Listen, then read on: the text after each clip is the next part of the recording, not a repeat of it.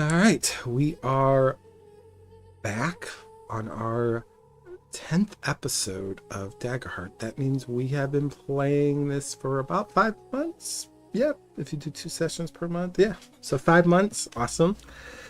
Uh, Quite a bit to chew through today's sessions, so I probably won't go too much into depth about what happened last time. Let's just say there's a couple things that need to be resolved, and I think we're just going to jump into resolving those things. So that said, I think we're going to first start with Bremia. I'm going to give Gellar and Ryden a bit of opportunity to just kind of think about what they're going to do when I redirect it towards them. But we'll start with Bremia and her aunt. Bremia, remind everyone what you were doing before we ended our session in your auntie's house. Well, Bremia's aunt had indicated that she might tell on Gellar to keep Bremia from leaving. So Bremia has secured her bedroom door and kind of, I don't know if it's stairs or just a hallway, but that space is full of little trinkets and stuff. And then she has placed like some pillows from the couch or the living room in front of the door, such that if someone tried to leave and like open the door, they'd have to step over her and also move her. So she wants to make sure her aunt can't leave without her being aware. So that was how she slept, and she is going to try to wake up early before her aunt to put some of this stuff away. So as long as her aunt's still asleep, she's going to put away her traps and stuff and run out to the servants' quarters to see if Gellar's there, to quickly, if he's there, ask him to do a mental connection with her, because I don't think they have one currently. Okay, so I guess we'll just do a nice little instincts roll here. See if you can wake yourself up before your aunt. If you roll higher than a 10, we'll say you successfully do that. And if you don't, well, you might have a nice little scene with your auntie trying to leave the house. All right, cool. And I'll add my fear, because I'm definitely gonna need fear tonight, guys. Let's see. Okay, so you wake up. So tell me the time that you wake up. It would have to be any time before 6 a.m. About an hour before, to put things, so about an hour before, it's probably not quite light yet, but it's not completely dark either. She'd run out really quickly to try to get that mental connection to Gellar. Probably, if he's there, like wake him up abruptly, and then leave and go back to the house to clean up. Go ahead and kind of depict what you say to Gellar when you go to Gellar, and we'll go from there. Okay, so she'll go into the servants' quarters, assuming Gellar's asleep there, go over, kind of grab him by the shoulder, like, hey, wake up, I need you to do something. You actually enter the servants' quarters when he is like already like standing, like turns around, he's like, hello, Bremia. Oh, good, you're awake. Connect me. And she points to her head. All right, is everything okay? Not really. And then she bolts out the door and back to the house. But as she's leaving, she starts talking to Gellar. So she first tells him about her aunt threatening to turn him in if Bremia leaves. And then she launches an idea. So as she's talking, she's going back into the house and putting away the pillows, putting away the trinkets and everything, hoping her aunt's still asleep, removing the chair from her aunt's door. So she starts talking to Gellar. She says, all right, I think I have a plan. I saw Ryden's back. You have that letter from the weasel, right?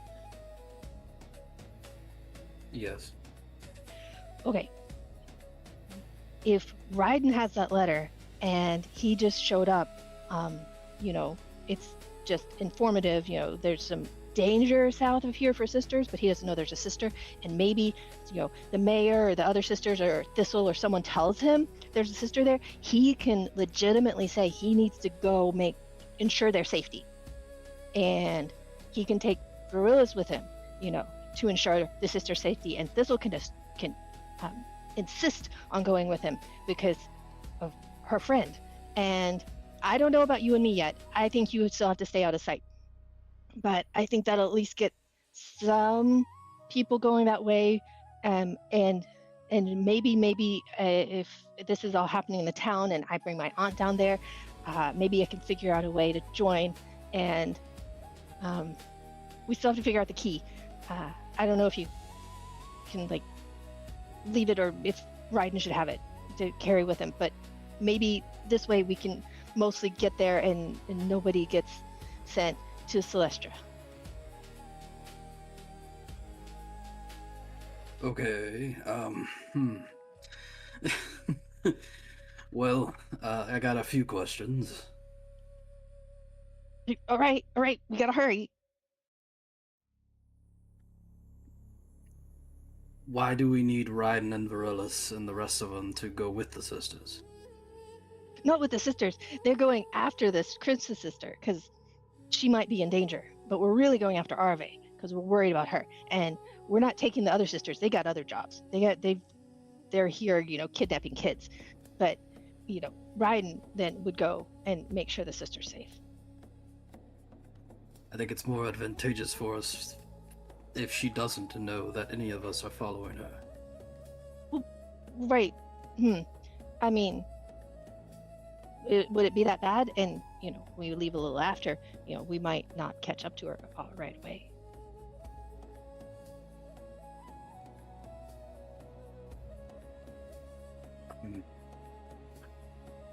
I don't know, would be risking the lives of Ryden and Virellis in this scenario. All right, well, if they're out of it, then I think Thistle can just sneak off, and I just gotta find a way to... How do you feel about locking my aunt in her house? I was about to suggest such a thing. I could either do that, or I could put her to sleep. Maybe both? How long does your sleep last?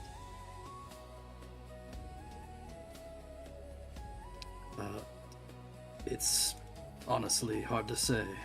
Just depends on the willpower of the person.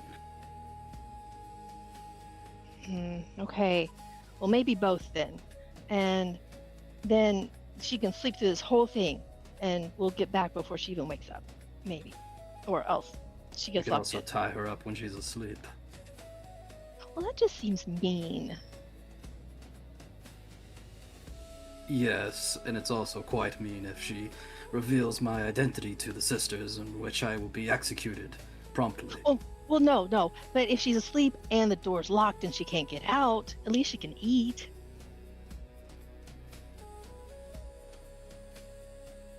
Are there windows on the house? Yes. Well, yeah, there's windows. Okay, I see what you're saying. Okay. Yeah, we could do that. Alright then, I'm on my way.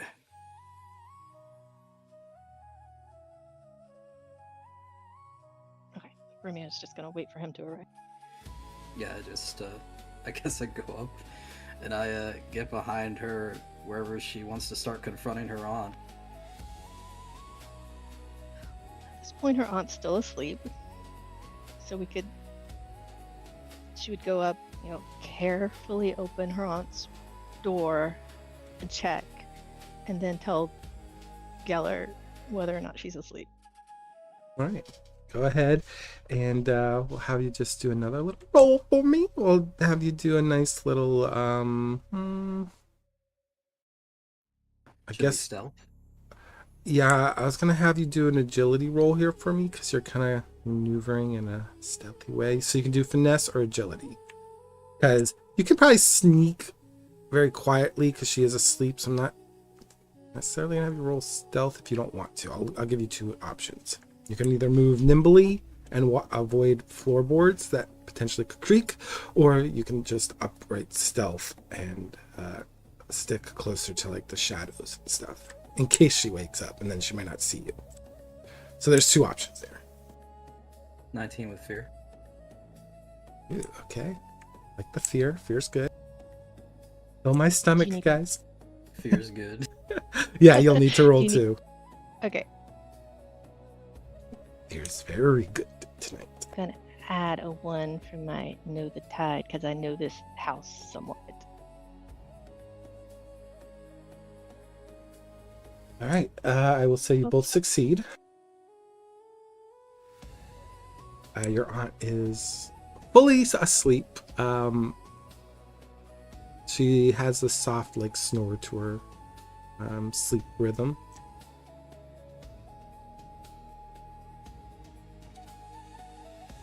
Okay. So if she's already asleep, and this is all mental, they're not talking. You can still put her to sleep? Question mark. You know, I've never tested if I put someone to sleep when they're actually already asleep, if they sleep longer.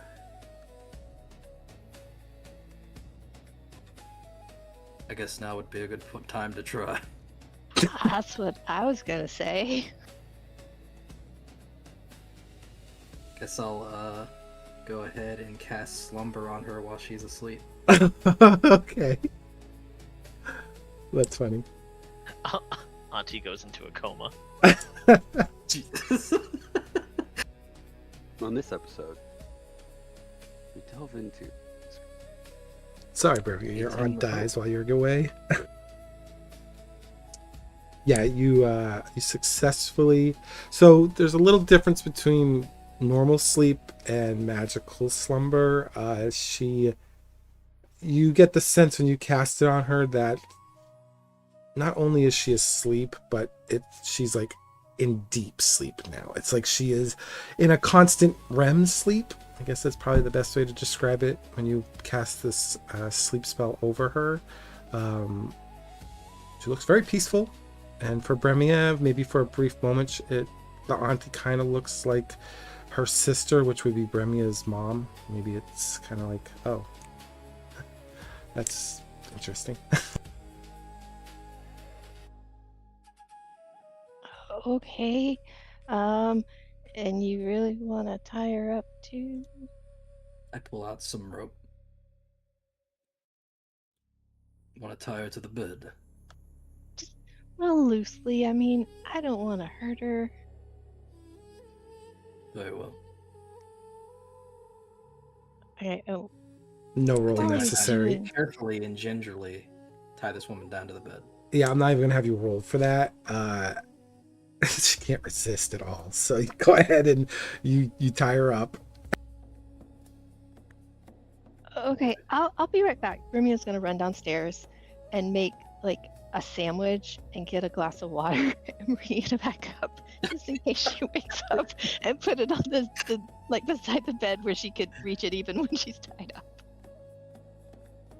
Oh, how loose are these ropes? That's gonna be my question now, because I'm like, wait a minute, she can reach for her sandwich and drink. Are we pinning down her arms in this scenario? Like, Oh, I guess. So, what I'm thinking is, when we tied her to the bed, I created the tie under the bed, so that she can't untie it with her hands from being under it on the top. I make it as tight and firm as need be, that I feel like she wouldn't be able to escape from it. Oh, okay, so her arms are pinned by her sides. If you want her to be able to eat in the bed, then no. No, it's okay. I'll just take the sandwich and put it on her chest. Oh my god, Oh my god. this poor lady.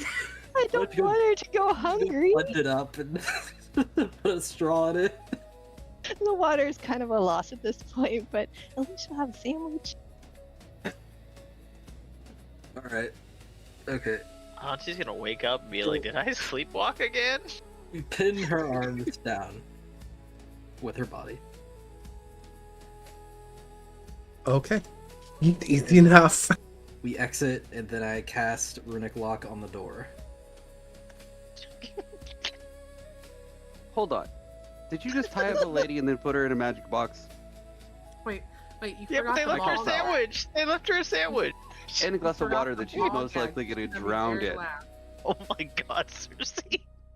No, She's gonna no. scream. You need to gag her so she can't make a loud noise. Otherwise, Holy- people are gonna be like, "This poor lady needs help." It's okay. She's gonna sleep, and hopefully we'll come back and unlock the door at some point. Hopefully Yeah, get back yeah. Before she wakes up. Yeah, we don't have any pressing matters to attend to or anything. Right, it'll be fine. Now, the only question I have, since Daggerheart's still new with the ability stuff, do both the lock and sleep, do they have like any mention of concentration on it? No. Okay. Cool. That's one thing I find crazy about Daggerheart is there's like no limitation on like how many spells or how many times you can cast spells a day. Yeah, because I'm like, because D&D has concentration on those kind of spells, so one of them would have, you know what I mean? That's why I asked. So that's good to know. Okay, cool. You're a little wizard, Harry.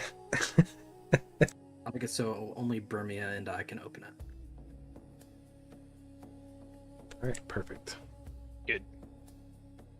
Still gotta cast the spell, I guess. Hold on.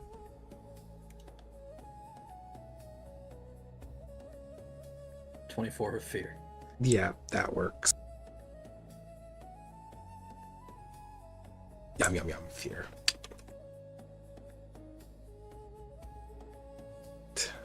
All right, anything? There. We can't stop her from screaming. But I mean, there's only so much I can do. Well, I mean, hopefully she sleeps through all this. Hopefully. You're gonna traumatize your aunt. We don't have any way of like removing memories, I don't think. No, at least not yet. Okay. Not yet.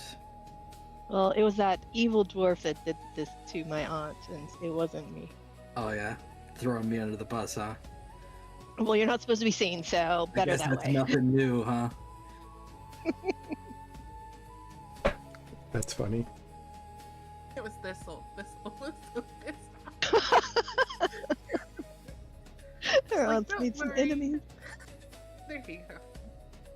Okay. Is there anything else the duo of you want to do? Any other Project victims? I need to take care of regarding Aravae before tomorrow. Then I do need to get some sleep. Wait, we're in the morning, right? Yeah, it's Or like we have to- 5 o'clock in the morning, because that's when Bremia went over to you, Gellar. So you probably did your research and probably slept a bit. Okay, so this is what happened after that. Yeah, so this is kind of, we're gonna do a little timey-wimey with you there, Gellar. Alright. That's funny. Meanwhile, 3 hours earlier, Gellar, how did you go ahead and perform your research on the bindings that happened to Aravae? Well, before she goes off to bed, or she's already asleep, I guess, then I wake her up. Just so you know, Aravae's at the end. Yeah, I was just gonna say that. Oh, I thought she was with us in the thing. Mm-mm. Well, I guess all I can do then is try to brainstorm and experiment with my own magic, sort of the shape of what I saw, and the various intricacies of the magic. Basically theorizing, experimenting. Alright, you can go ahead and do a knowledge comprehend roll, and we'll see how much you were able to like process from just observation alone to see how we can start on unraveling this type of magic. I think that's probably a fair thing to do. The higher, the better. You'll still get something if you roll low. So I would hope. okay, perfect. So with a 20, we'll say you kind of fiddle with your magic. You understand the properties of how you cast things. You even understand probably the concepts of how life itself can be tethered to the arcane in unique ways. Why don't you describe to me like what you're doing with your magic to try to like simulate the process? I suppose I would see like if I can sort of tether myself into a vow, if that works somehow. Otherwise I wouldn't have anybody else to do it with.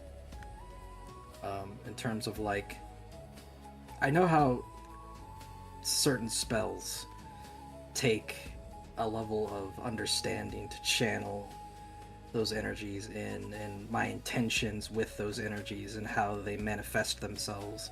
So I'd like to try to see if I can, infuse like a vow into my magic and try to bind it to myself without like having it break apart.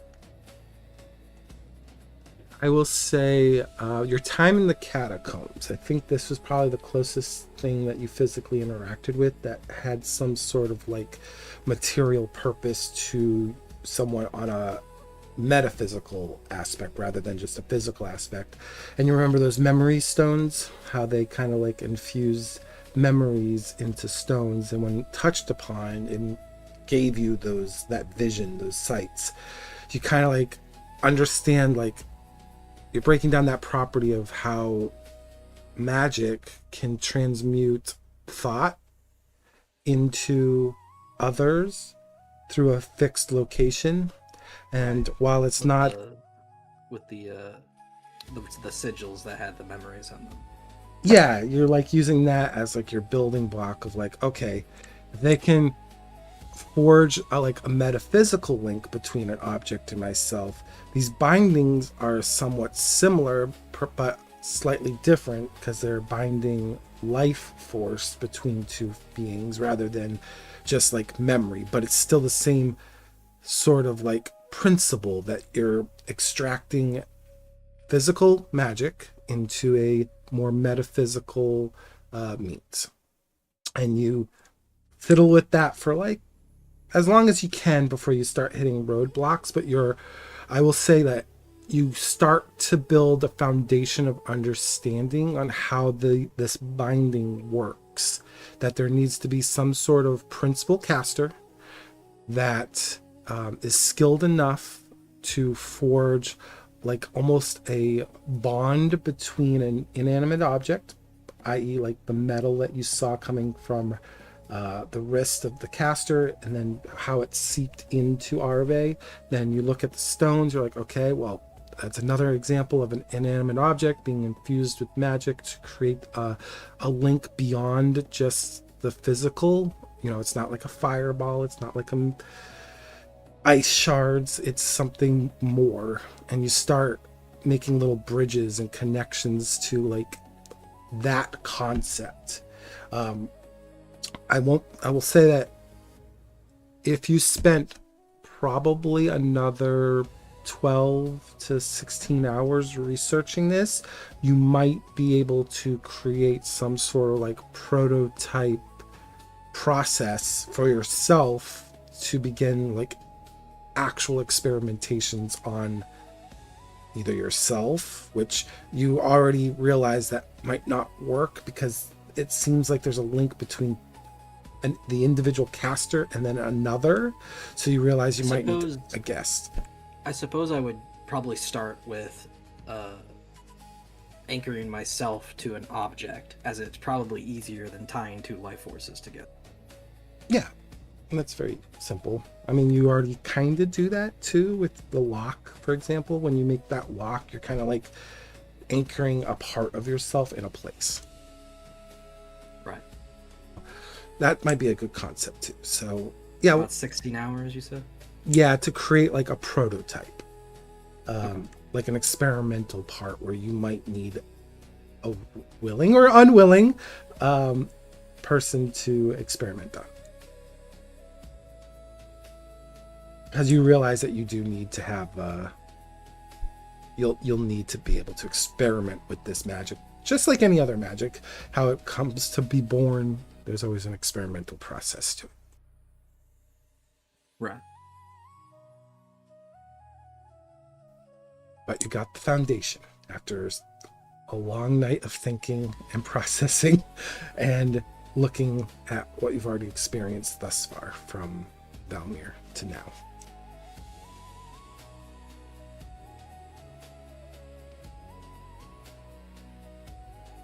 And then we'll kind of like that scene kind of shimmers away, and we go Thistle. I think you wanted to do something overnight.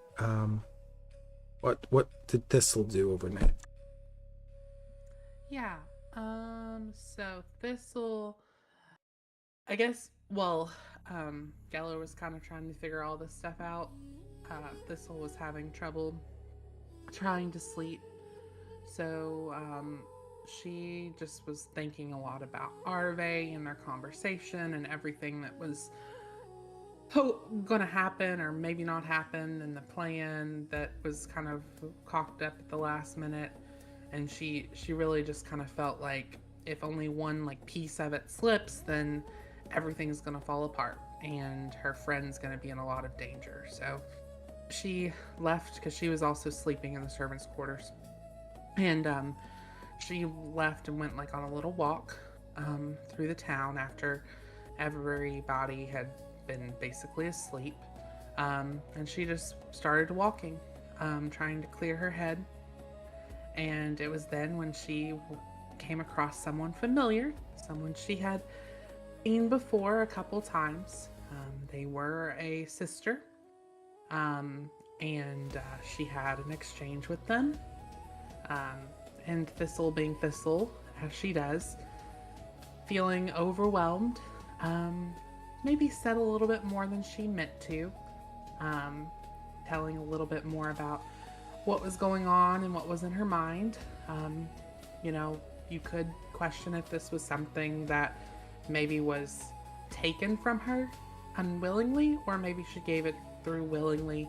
You really couldn't know because Thistle rambles. But the sister in return met her rambling or her conversation with a calm, resolute response, that whatever troubles were going on through their conversation, that things need not turn toward bloodshed. And she asked Thistle for trust.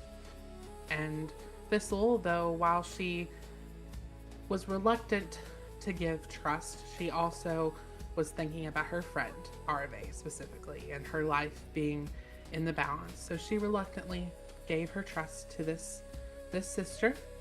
And after that, Thistle would wander back as if nothing had shifted in that moment. And she would go wandering and fall asleep. And sleep was sleep for her. But a lot of her worries and fears were kind of washed away. Her sleep was quiet, and it was almost if in her sleep she was kind of guided to a place where she could stay.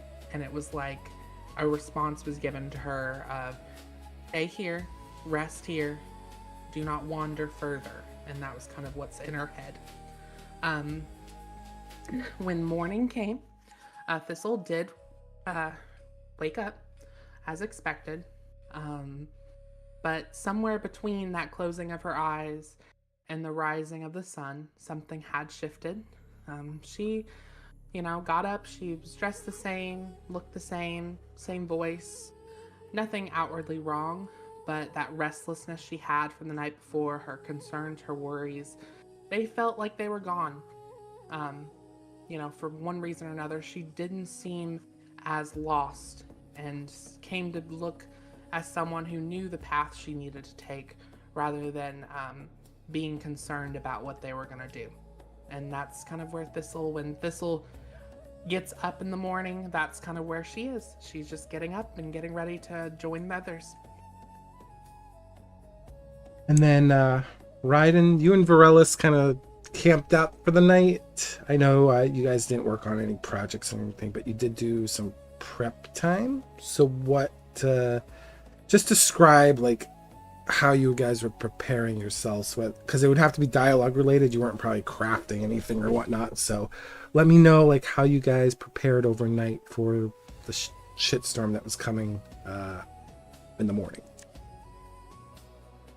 I think for Ryden, it would be mainly just typical cleaning up of his armor, sharpening his sword with his stone that he has, and then just getting briefly caught up with Virellis as they are on more friendly terms than others. And Virellis would wake up, start his pump routine, start trying to find things to lift and get his muscles going. And while he's doing that, just in passing conversation, Ryden will say, I guess he'll say to Virellis that he had an encounter with his pseudo stepfather, adopted father. He won't let it slip the decision he had to make or anything yet, but he'll just let him know that the lion is aware. And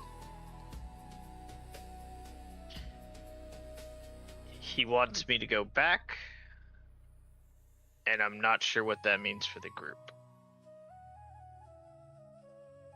well, if you're being recalled, then that's you. But the moment that, what else does it entail? I believe my father is at very least persuaded by the influence of the sisters more than I initially thought. And the sisters seem to just want control. And I don't really enjoy that. I fought a war to get out of that, actually.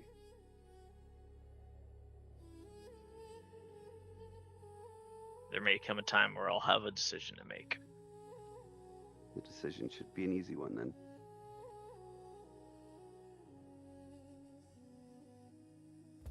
Ryden won't necessarily answer that.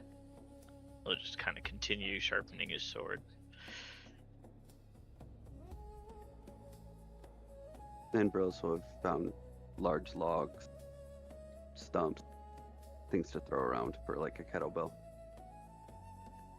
Okay, so you both gained 2 hope because you guys prepared with each other over the night, or over the evening, so.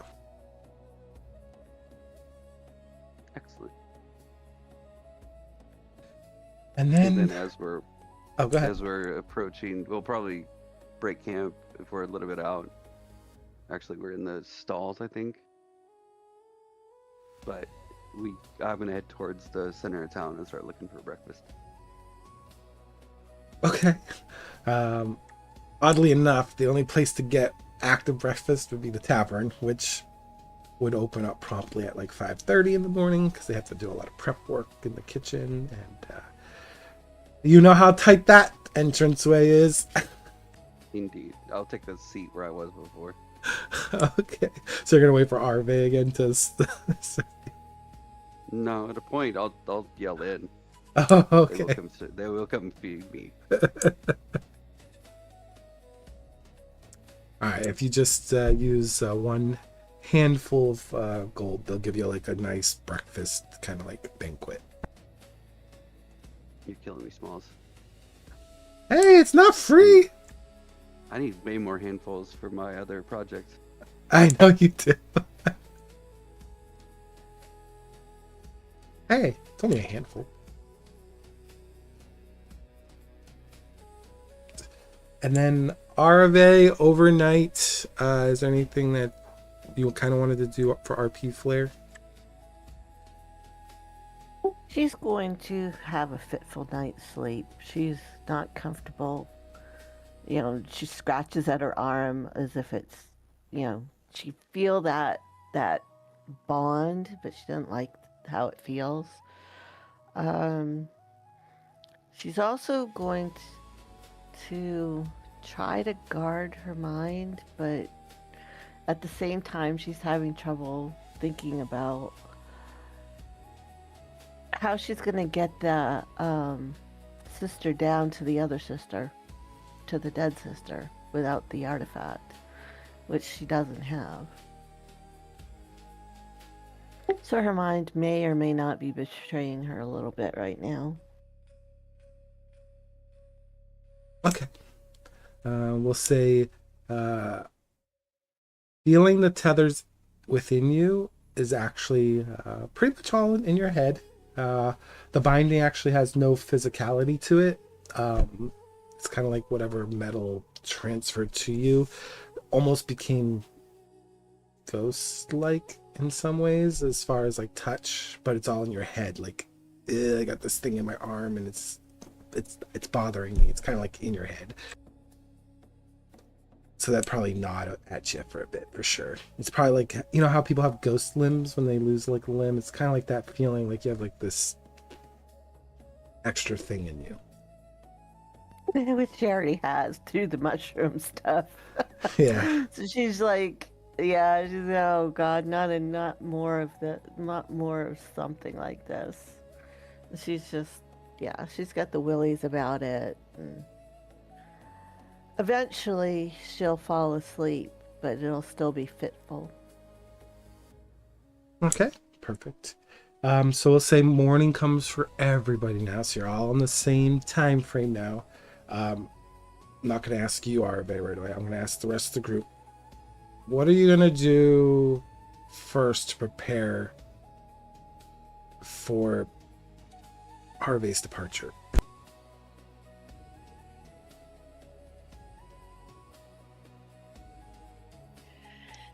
So, Bremia is gonna look over at Gellar, looking all dwarf tall here, and say, "So can you be shorter?" It's the first time I've been asked that. I mean, you stand out a little. You're like a foot taller than everyone. Can you like? I could go and find another disguise. Yeah, do that. That's a good idea. Very well. I'll be back then. Gellar's gonna go for a morning walk. Try to not walk too much like in the middle of the road. Kind of like stick to the sides in the shadows. Try not be a sore thumb, especially with his cloak on. It's probably trying to make it look like the rest of the town's color palette. Okay, I'll say this early in the morning, you probably only see like a few shop owners out kind of getting their wares and stuff out from their little buildings and putting them on display and stuff. And two of them are, you see the potterer. He's kind of out there kind of putting like these little like clay pots that he just got out of the kiln and everything. So he's kind of laying them out, setting up a chair so he can sit there and hopefully make a few sales. And then you see Miss Thornfoot. She's the herbalist in town, and she's already, hanging up sage and stuff on hooks and whatnot, opening up the windows. She's this older, wirely kind of character, and she kind of looks around like expecting like shadows to jump at her, like she's that crazy in some ways, like she's talking to herself. You can see her mouth moving, like she's very eccentric. Not a lot of other people are out about except for like your own party members, kind of like it's kind of moving through this space. How tall is Thornfoot?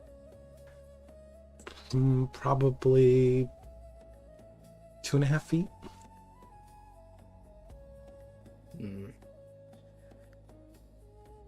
But that's because she has like an arched back. So, because she doesn't stand straight. Right. I guess I'm gonna take her disguise. Okay.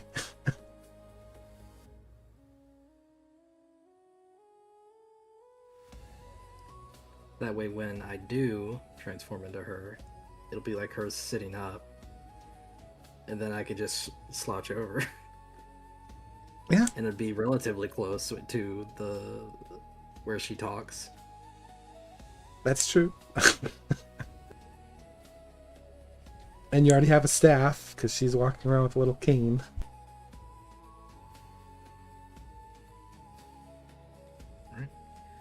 I assume her form with the stone. Okay. Then I slink on back to the house.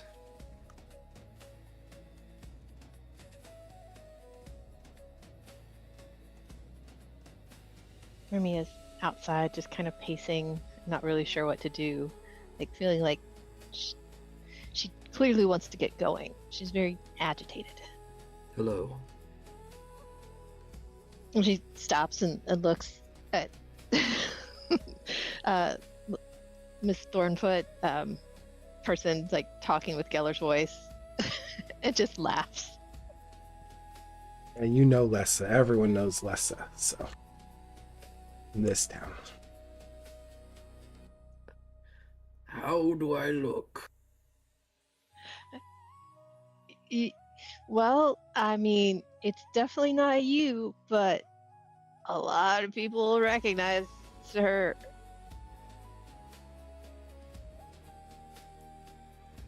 I suppose, but we're not going to be anywhere in town. So, Yeah, his voice is considerably deeper than Lessa's. That's for the best. So when are we heading out? Can we leave? as soon as the others awake, let me go wake up Thistle.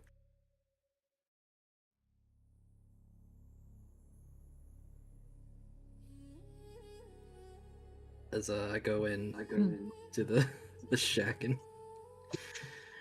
I start shaking. Was Thistle awake? So Thistle would already be awake when you enter. Okay, alright. And Thistle looks up at you and like her eyes go really wide and she's just like, hello there? She Good seems morning. completely like off put. She's just like, oh, that I don't think you're supposed to be here. I think I'm right where I'm supposed to be. And she kind of like again cocks her head and she says, alrighty then, where is Bremia? Outside. I can't keep that voice going. Oh, and then she hears the voice and she just kind of looks at him a little close and she's like,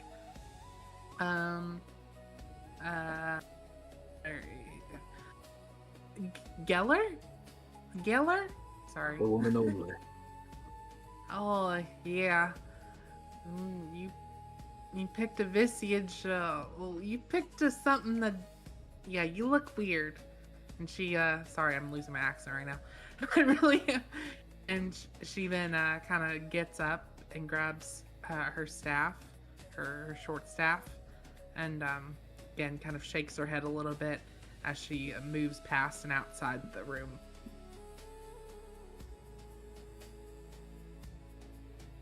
Just smirk.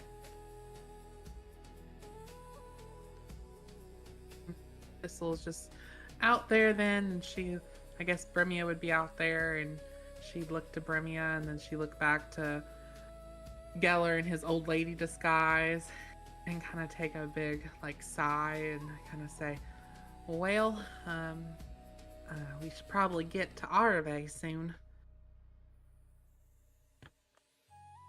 Yeah. Indeed. I shall go wait outside of town. Yeah. That might be right, and I'd be careful how you speak, because people might be able to tell you ain't exactly yourself with that large voice of yours. Was my previous attempt believable?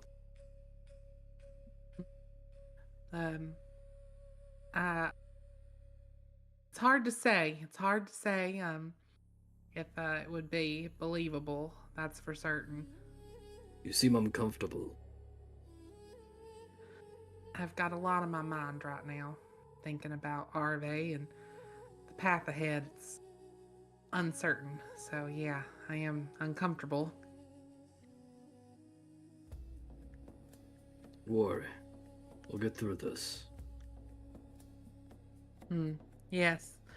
Yeah, we will. We'll find our way. That is for certain.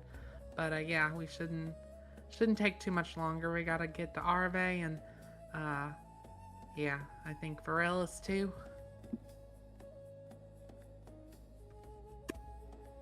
Is Ryden and Virellis, they went together, or is Ryden there?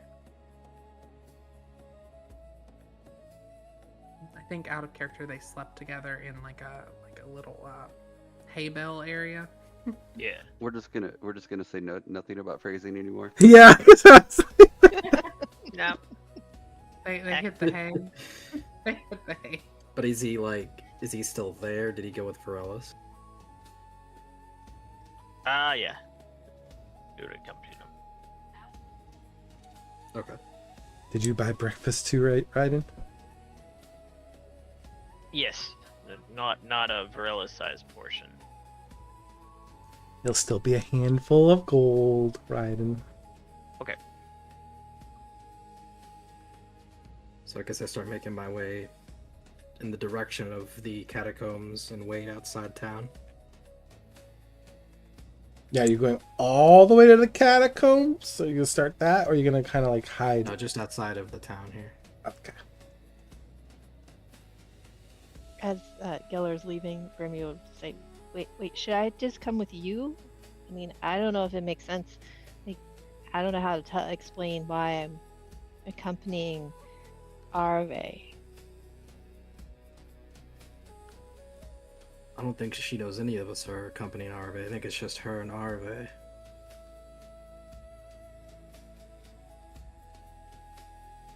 But he's like, well, I'm not sure what any of the rest of you are doing, but I know that, for one, I cannot be seen, so I'm going to go outside of town and wait for Aravae and the sister to leave. I think it was the intention that the sister didn't want any of you joining her, so if you wish, you can join me, but unless you have something else to do in town, like, of course, getting Virellis, then you're welcome to come. OC. Oops, sorry. OC, Gellar has the artifact, right? Yes, and I don't know if you remember, but you can go into that location, but you can't leave it without it. Right.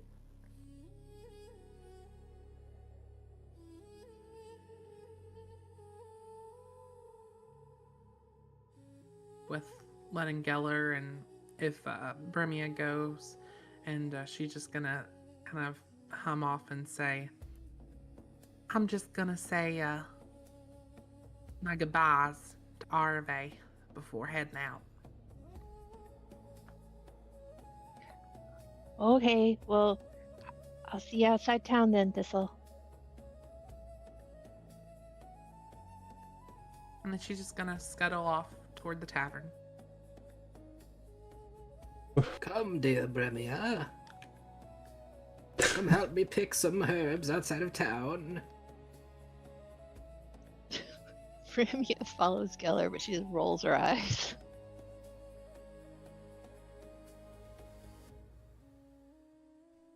So Bremia and Gellar leave the town to go hide amongst the trees. Thistle would come up to Virellis and Ryden, who are enjoying a very good breakfast right outside the tavern on one of the little tables. But Virellis is probably sitting on more of a log that's next to the table. And when she sees Virellis in his huge form, Thistle kind of looks to him and just says, "Well, how's that breakfast this morning?" Okay for price.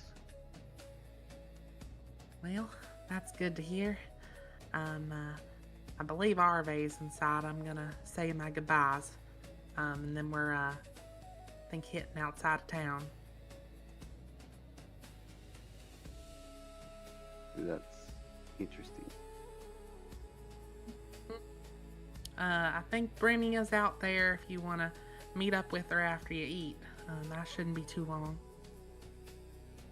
Thank you. No, just go back to eating. And Thistle then would just go inside. Okay. Ryden, with that exchange, is there anything you wanted to say or do too? No. He's not going to say anything else yet. Okay.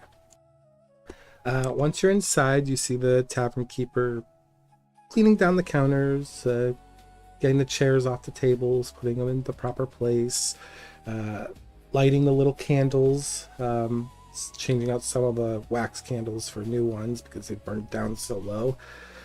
Opening up the curtains. He's very busy. He's going back and forth. He doesn't really pay you too much mind, Thistle. And you do see the stairs that kind of lead up to where the rooms would be.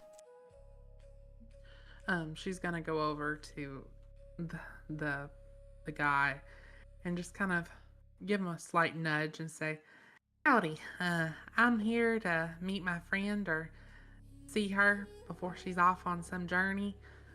Can you help me find her, sir?" Have you ever met the tavern keeper? I actually don't think that was one of the characters that Thistle had. No. Okay. But the tavern keeper also knows Aravae, so I'm sure she's heard about Thistle before. Who's your friend? Her name's Aravae. You might know her by her mushroom cap. His face kind of has like this hesitation to it. He doesn't respond to you immediately, and he goes, "I'm sorry, I can't tell you what room she's in. I can only tell you that she's being, her room was paid for by the Sisterhood, and, well, part of their contract with the Sisterhood is that we keep their secrecy, so I can't tell you what room she's in, but you can wait down here, and maybe she'll come down, and you can talk to her then." And Thistle kind of sits there for a second, stands there for a second thinking, and then she says, "Well, can you at least leave her a message for me? I gotta head out." Sure. What's the message? Yeah, you can tell her that her friend Thistle is looking out for her, and that she does not need to worry about nothing because everything will be okay. She should just focus on being herself, and that's all she needs to do. And everything will be okay, and I'll meet up with her again real soon. Okay, do you want to write that down? I might not be able to say that word for word, but I'll do my best. Thistle just looks at him and says, "If you got a piece of paper, I guess I could scratch something together." Yeah, right at the counter near the guest book. You can just tear out a page there and just jot down your notes. Okay. Thistle goes over to the guest book and then takes it And then she kind of scratches very carefully her words. Just focusing on just be yourself. Just clear. She writes actually, be yourself. Clear your mind. Everything will be okay. And then she just puts your very best friend Thistle. And then she just make sure that the tavern keeper knows that message needs to be delivered to her friend. He gives you a nod and he's like, well, just leave it on the counter and I'll get to it when I can. I'm almost done here getting the tavern open for the day. That's good. And then Thistle, well, after she did that, she would depart. Okay. And when you depart, are you going to, again, stop with Virellis or Ryden, or are you just going to head out of the town? She's just going to head out. Okay. And then when you head out of the town, do Bremia and Gellar, do you guys kind of like direct her towards you, or no?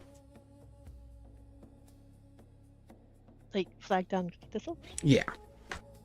Yeah. Yeah, Bremia. we'll keep an eye out for her.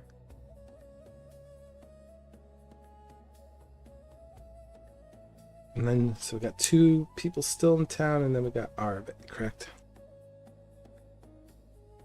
Right. Once I finish my breakfast, I would head to the rendezvous. Okay. Ryden will join them. All right, perfect. So then, Aravae, while that's happening and everyone's kind of convening outside the town, what are you doing? You just awake, and you do hear doors on the level that you're on opening up as well, but you don't hear necessarily footfall. She's gonna wake, splash some water on her face, wake up some more. Put on her leather clothing that she had taken off for the night, and she's going to actually step out of her room. She's trying to keep her mind blank, but she's finding it really hard to not worry about a couple things, like how she's going to get the artifact to get in and get out, anything like that. But at the same time, she'll start humming a little song that usually distracts her, that Thistle taught her. Okay, so the moment you leave your room, you notice the sister in red is actually also leaving the room. Just had left the room just a few moments before you, so she's right at the stairwell. She just looks to her left very casually, and she goes, "Oh, good morning, Aravae. I hope you slept well." Fine for a moment, trying to remember her name. It's like, oh, good morning, Vera. How are you this morning? I'm doing fairly well, considering it's so early. I'm doing well. Can we meet downstairs for a moment? Sure. And she'll follow her down the stairs. She kind of like cups her hands in front of her as she walks down the steps. She's very like practiced in her posture and everything. It tells, like there's a formality to her. And when you guys get down to the tavern level, the tavern keeper goes behind the counter, grabs the paper that Thistle had written you, and he goes, "I'm so sorry, sister. I just have something to hand your accompaniment," and he hands you the letter, Aravae, from Thistle. She'll accept like gracefully, and put it in her pocket first. She won't read it immediately. Because the sister had spoken of wanting to meet with her briefly before they head out. The tavern keeper does not delay. He goes right back to behind the counter, and he kind of does busy work while he's occasionally looking in you and her direction. And she goes, well, I just wanted to let you know, sister, Aravae, that my sisters have granted me permission to depart with you today. I had to convene with them last night. And what I said to you, I realized was all in earnest. I acted with a bit of haste before consulting them. Though, thankfully, they saw no harm in delaying their return home. So they await our return here, back in Brindlebrook. I have informed them of our intended designation, and I felt it only proper to express to you my appreciation for this arrangement. I believe it's fitting that we should see our sisters laid to rest. And she's talking about the sister back at the ruins. When the journey comes to such an abrupt end, it's good to lay our sisters to rest. Surely you can understand this. When one loses someone held dear, there arises a necessity for closure, however painful it may be. Well, yes, I do understand. Even if they're not held dearly, everyone should be laid to rest properly. She gives you a smile and she goes, well, do you have any sisters of your own? Brothers, perhaps? Maybe only parents. I do hope they are well, and I trust you understand the need for protection. She kind of motions towards your arm. It was a necessary evil, I assure you, to ensure that the two of us remain honest in our ventures. Moreover, the comrades you have surrounded yourself with were not as, let's say, forthcoming. Not that I lay blame at their feet, but it does nevertheless give me pause in so readily granting you my trust. Still, it is a trust you have begun to earn through the truths you have so far laid bare. I understand too well the misperceptions often cast upon those of our order. Well, first off, yes, I do have family. Thank you for mentioning them. They're on the other isle, the Western Isle. I came here for learning of the ways of the people on this continent. But as far as truthful, there is no reason not to be. It's easier to tell the truth than it is to remember lies or to deceive. So I'm glad we're getting off on the right foot. Though I really don't appreciate the fact that I've got this, we've got this bond. I understand though that it protects me as well as you. Indeed, I do apologize for the unannounced intrusion. However, there are people within this region that would like to see harm done to my kin, so precautions are necessary. But just keep in mind that what may befall you will befall me and vice versa. So the risk is equally shared amongst you and I. Do you have any questions before we take our leave? Could I at least get a cup of coffee before we go?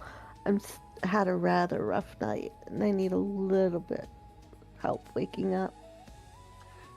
You'll have to excuse me, but we need to depart promptly. It's already a fact that I'm delaying my sisters from returning to Celestia with their apprehended prisoner. So the sooner we can get this done, the better. But don't fret. I have drink that I can give you on our way there.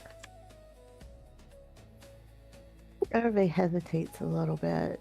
She really, really wants the coffee. She's not sure she trusts the drink that the sister would have, but she puts all that aside and she'll bow her head, her mushroom cap flopping just a little bit. She'll say, okay, well, let's get going then. And she walks to the door and she opens it up. She keeps it open with one of her arms to let you walk through first. She's like, well, I certainly can't lead. I know where the general area of the ruins are, but please take point and I will be on I'll be right behind you.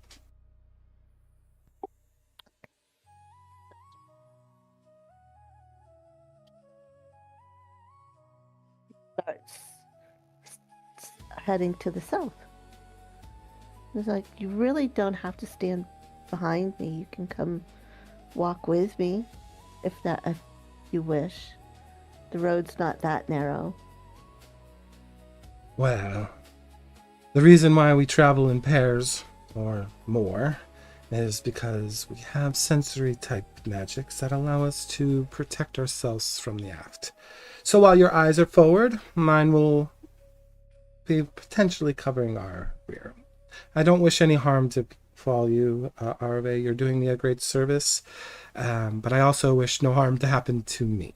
So, in cooperation with you, I will protect you in our journey as much as I can, as long as your actions remain truthful.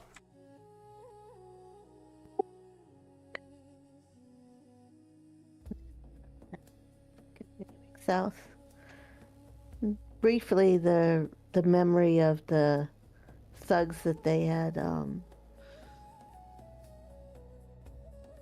come across earlier kind of flicker through her mind, but then at the mention of protection, but then they flitter away.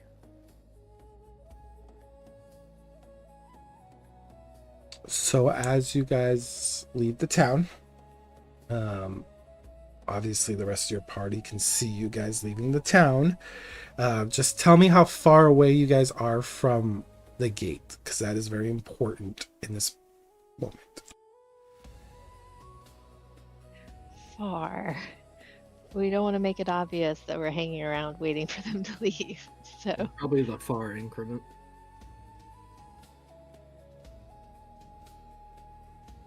That's good. That's perfect. Okay. Before you leave Aravae, the sister goes, "Hold up, Aravae," and you see her pull out this like orb-looking device, and she just gives it a glance, and you notice it's not glowing or anything. It's very dull, and she puts it back away, and she goes, "We're good. Please lead on." And that's exactly what Aravae does. And she starts, she looks around casually. She's not expecting to see anybody or anything. And she just keeps on the alert, though, just in case any more thieves are on the road ahead of them. So while those two are kind of advancing forward, kind of describe the rest of you, like how far you're staying from her. And actually I'm going to ask each of you individually to describe, because some of you might not want to be the same range. So I'll let you guys tell me what's your general marching order following the pair.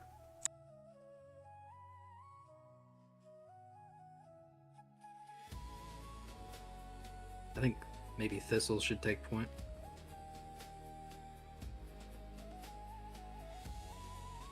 Ryden's gonna stay by Virellis, but kind of ask him what's going on, having just arrived with the group to get the lowdown on what's happening. Well, that's true. You're following a sister, Ryden, so you're probably like, what the fuck? Right. That not have came up when you all were talking last night? Nope. Nope. We're men. Alright. We don't talk about stuff like that until it happens. Indeed. That's fine. I'm gonna grab Gellar by the shoulder and push him towards Ryden and be like, tell him what's going on. Just brush my shoulder off and grunt. And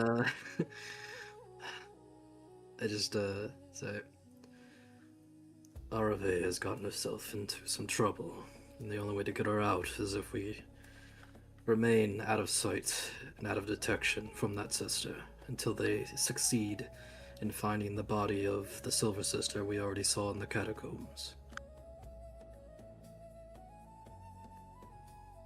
Ryden will nod in acknowledgement of it, and then say, out of sight's probably best for me.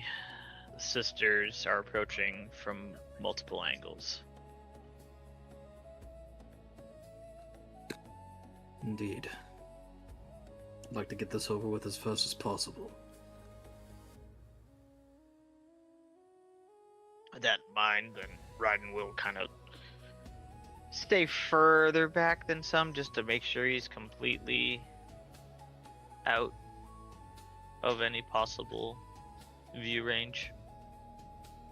So you're gonna go to like very far? Let me see here. That's very far, by the way. I can just stay far. Okay. I just tell him, after the binding is broken, she may engage us if negotiations break down. Be ready. Ryden will nod, and then kind of take a couple steps back. So all the men folk talk. Bremia and Thistle, what are you guys doing?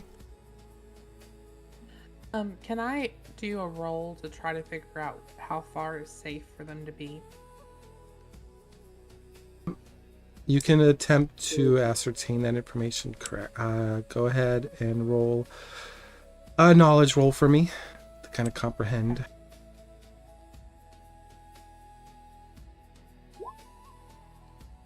I mean, you feel like your range right now might be suitable. Okay, then she's gonna stay the range they are now.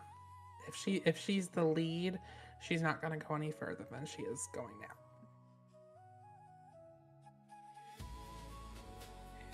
Bremia would be behind Thistle.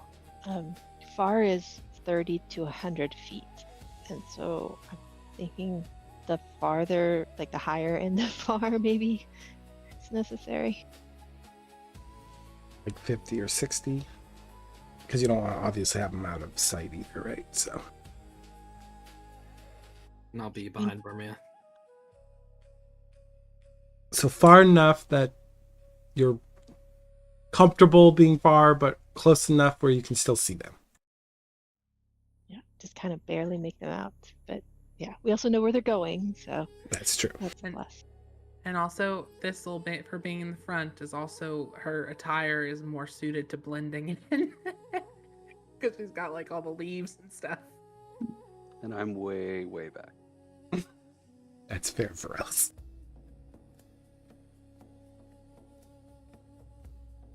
As we're walking, Arave's going to take a moment and she's going to look over the note that she was given. Okay. I'll ask, since I'm fair like that. Are you just pulling it out and reading it? Yeah, she's just gonna pull it out of her pocket, read it, chuckle a little bit, and then put it back in her pocket. Oh, what's so funny? Sister would say. Oh, I've got a sweet little note from a friend of mine. Just wishing me a good trip. Oh, isn't that nice? It is, really. We should all be so fortunate to have friends looking out for us. Well, don't you? Of course I do. If I don't return and you don't return, my sisters will come looking for us. Hopefully they won't find us in the same state as your other sister that we're going to see. She pauses and looks at you for a moment. Is like, you know, if you weren't so truthful with me in the town, I would have taken that as a threat. Oh, no. I don't mean that as a threat by any means. Well, I suppose we could just keep moving forward and enjoy some silence for a bit. Sure. Aravae does pick up her pace just a little bit, though, because she wants to hurry up and get this over with. Yeah, I mean, the sister has no problems with you speed walking. I mean, she too wants to get this done. So I will say about halfway there, you guys come across the scene with the bodies all across the field. and And the beanstalk. and the charred beanstalk and the charred grass around it and the trees that have been like, yeah, it's a scene to behold. Sister goes, Aravae, do you mind stopping here for a moment? I just need to examine these bodies and report this to my sisters. This certainly needs to be looked into, and well, it's quite unsettling, to say the least. Sure. I'll just stand over here. And she moves off to the side. Okay. You watch her remove a different colored, like it's a stone, but it's got like a lot of intricate metal work, almost like a filigree across it, etched into the stone. And she literally starts kneeling over a few of the bodies, kind of like washing the stone over the corpses. And then you watch almost instinctively her left hand clasp the necklace at her, that's kind of hanging near her chest, and she doesn't say anything, actually, but the only thing you notice when she does this is her eyes close for a moment. But this takes a moment. So while she's doing this, is there anything you want to do in the meantime? No, other than breathe slowly and evenly, trying to quell her nerves, knowing what the scene was, but not thinking about it. So the only thing she idly wonders, no, she doesn't even wonder that. She just watches the sister. And then the rest of the group, you guys probably watch them stop, so you probably also stop from your distance, just leaving it open in case anyone wants to do anything during this little pause. Fireball. I'm gonna move. When they stop, I'm gonna move backwards from them. I'm gonna find some vines and start trying to do ropes. Thistle's going to just kind of kneel down in the brush, and she's not going to make any movements that could, make sounds. Bremia crouches down as well and messages Gellar. Sisters can't see the past, can they?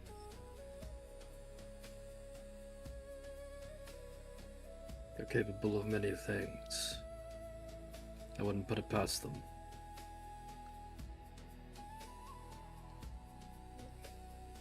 Bremia sighs internally, which should probably come across to Gellar as her saying sigh, but she doesn't make any sounds.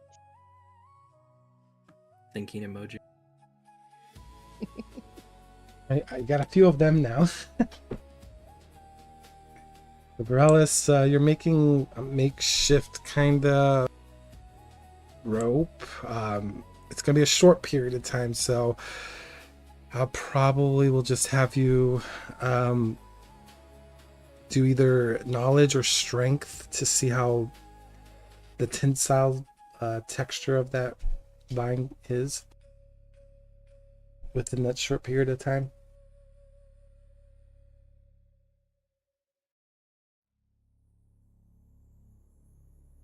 Oh, sorry.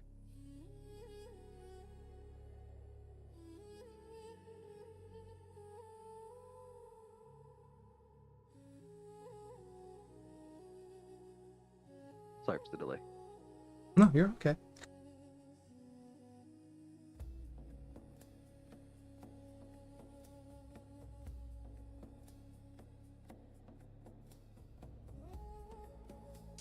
Okay, and then while he's rolling, I will tell you, Aravae, that you watch the sisters finally stand up, and she goes, it looks like there was quite a bit of arcane magic that was produced at this scene. I'm picking up natural elements of interesting properties. I let my sisters know what I've seen and witnessed. I can't obviously transfer any of this information to them. However, they'll be sending a small patrol here to clean up this mess and make sure to discard the bodies in a proper way. The land should not look like this. This is total chaos.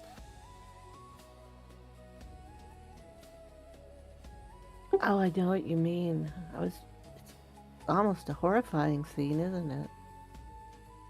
She doesn't respond to you on that. She goes, well, I think you should continue pressing forward. There's not much else we can do here.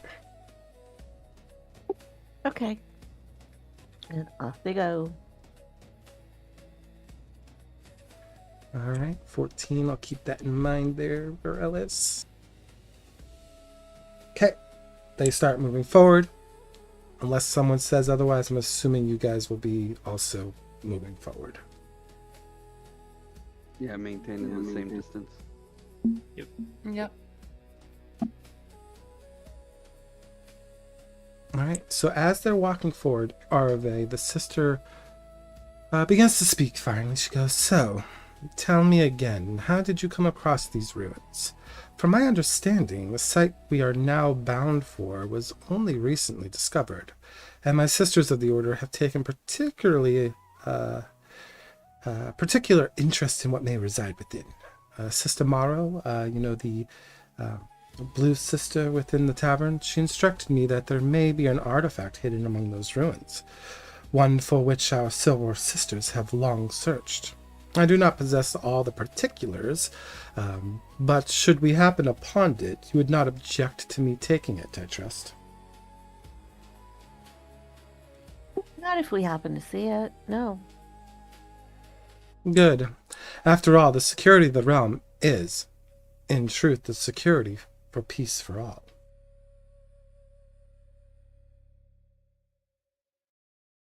I can see where you would believe that. It's the truth. You have no idea the history that happened on this continent. Before us, there was chaos sown deep. We brought order to this land. Now, some may view that as a malevolent thing. However, we don't. When there's order, there's peace. And when there's peace, people can live their lives. Look at Brindlebrook, for example. It's a quaint town, but everyone's happy. Shouldn't everybody be happy, Aravae? Yes. It'd be nice if everybody could be happy all the time. And are you happy? I find myself curious about your condition. Not only because of your elven lineage, which I must say is uncommon for these lands, but for your affliction that you bear. It's not one we often encounter beyond the marshes. Are you in pain? No, fortunately not any longer. At first it was painful. It was very scary. I had happened to be back in Brindlebrook.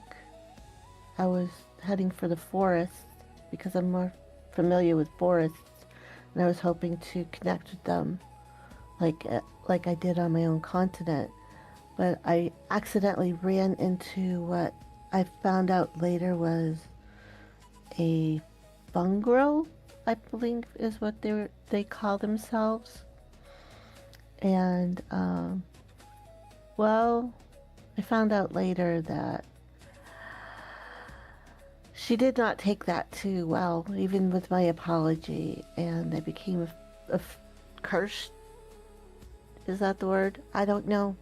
Cursed, afflicted, I'm not sure which it was. But, yeah, that's how that started. Well, I apologize for your affliction. I am very curious, and I find myself so about your elven lineage. It's been interesting seeing those come from the west to our lands with their interesting views of the practice of magic. I wonder whether or not their lands are full of harmony and peace as ours are. But I digress, Aravae. I do have another question for you, if you'll entertain me. He slows her pace down just a little bit because she's going to turn her head to look towards the sister to show that she's paying attention. And sure, what's your question? Well, you know the loud halfling that accompanied me? Well, I safely can assume you know, because you did call out her name quite loudly after all. And you did seem to carry an air of concern for her, not necessarily in your tone, but the haste in which you approached us. How do you know of her? And there seems to have been some familiarity with the other halfling. I'm just curious how you happened to come across them. Oh, you mean Thistle? Well, it was after I contracted this affliction, and I'd heard that the fungal stayed in the swamps, or what they call the quag here. So I was out looking for them, and I happened to come across that little halfling, and she said that she thought she could help me. And so she's done the best that she could, but we have a friendship that way. We travel around a little bit, and that's how we ended up running across the blonde one. I don't know her very well, and half the time I forget her name. I feel bad about that, but I do. And it was when we were going over to Hearthfield on the boat. That's where we met her. We were going over there for the festival because, my friend Thistle, she loves her pie. I've never known anybody who loves pie so much as this gal. Hearthfield. Interesting. Well, perhaps I can inquire a bit more about your adventures on that island. I heard quite a bit from the archivist not too long ago. We made our way up here after we found the halfling that we were trying to apprehend. What a squirrely individual he was. We had to chase him from Valmir all the way here to Brindlebrook. Life of a sister, after all. Always running around. I don't envy you that. That's for sure. Well, do you have any questions for me? I think that's only fair. I've asked quite a bit of you. I have many questions, but I don't know that you would be at liberty to answer them. So I'd almost rather not ask for right now, if that's okay. Suit yourself. I am here to, you can ask me, and I'll just tell you no or yes. I'm assuming we're almost there to the ruins. I know we're getting closer. The tree lines are starting to thin, and the hills are starting to get a little bit more pronounced on our other side. So I'm assuming we're not too far from the designation. We're getting closer to the cave, yes. Well then, I suppose we should pick up the pace. If we can get this done before the afternoon, that would be perfect. We have have a little bit more travel ahead of me when we get back. We're heading right to Celestra after this. Said before, I don't envy you with having to rush around all so much. But yeah, we're getting close. There'll be an entrance showing somewhat soon, just a little further. Oh, I do have a question after all. It's kind of weighed on me a little bit, but when you see the sister, you do know that I had nothing to do with her death, right? Just that's how the cat and I found her. She looks to you, closes her eyes for a moment. Then she opens her eyes and looks back at you and goes, I believe you. That's good because I've told you nothing but the truth. So, but that's a world of weight off my shoulders. At least on that. I'll be honest with you, Aravae, there's not much you can hide from me right now. So if you did happen to kill her, I would know. Especially with your statement there. Well, I have no reason to lie to you, so I've been honest with you up until now, so hopefully you'll understand that that's just who and what I am. And I'll be equally honest, there have been certain things that you have alluded to, but I'm not pressing those questions. I'm only here for my sister. The bindings that you have, well, they're a little bit more than just tethered to your life.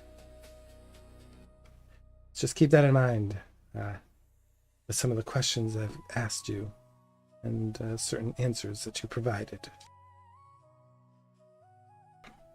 And she just keeps walking forward. Now, I'm bound to you, but am I bound to your sisters as well? No. That's a relief. I don't know why it's a relief, but that's a relief. As it is anyways. Is there something wrong with my sisters? No, it's just I don't know. I'm giving you a hard time. It's fine. I was making a joke, a jest. Okay. That's good, but you made me nervous there for a minute. We do have humor amongst the sisters. It's just not commonly seen outside our walls. We tend to stick to our own because, well, there's a lot of misconceptions about us. So, I'll be happy to have our sister back in our care so we can give her the proper rights. And it looks like that cave is coming into view now. Yes, that's it right there. We have a little ways in there to go.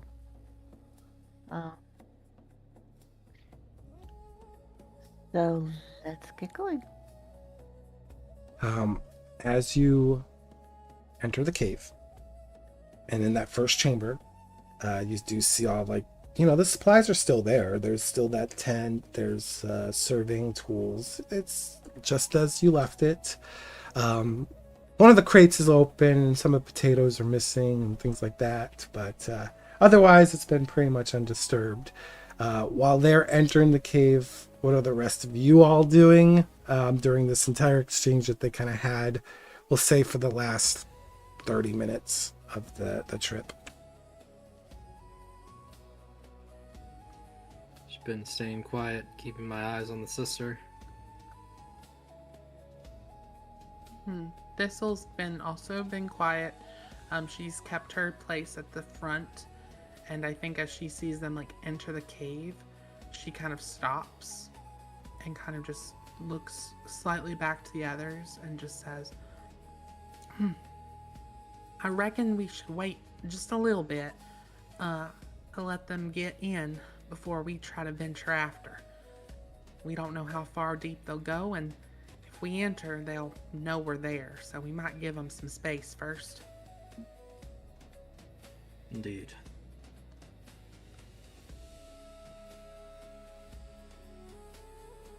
Ryden agrees and waits with the group.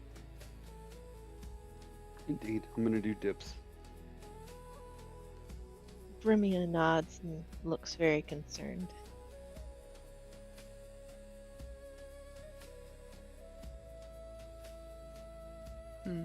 This just kind of, again, remains quiet. She kind of looks around. She's kind of taking in the area like she hasn't seen it before, or it's been a while since she's seen it, so she's kind of analyzing it a little bit. The area, they would have noticed as they were walking through the area where that combat scene had taken place. She also was kind of looking it over as they walked through. Again, just kind of taking it in, trying to kind of picture it herself about what may have happened or what did happen in her head, maybe to reimagine the space as it was. But then when they stop, she's just stopping. She's like kind of like focused forward, almost like she's just waiting for a certain period of time to pass before she feels comfortable moving forward.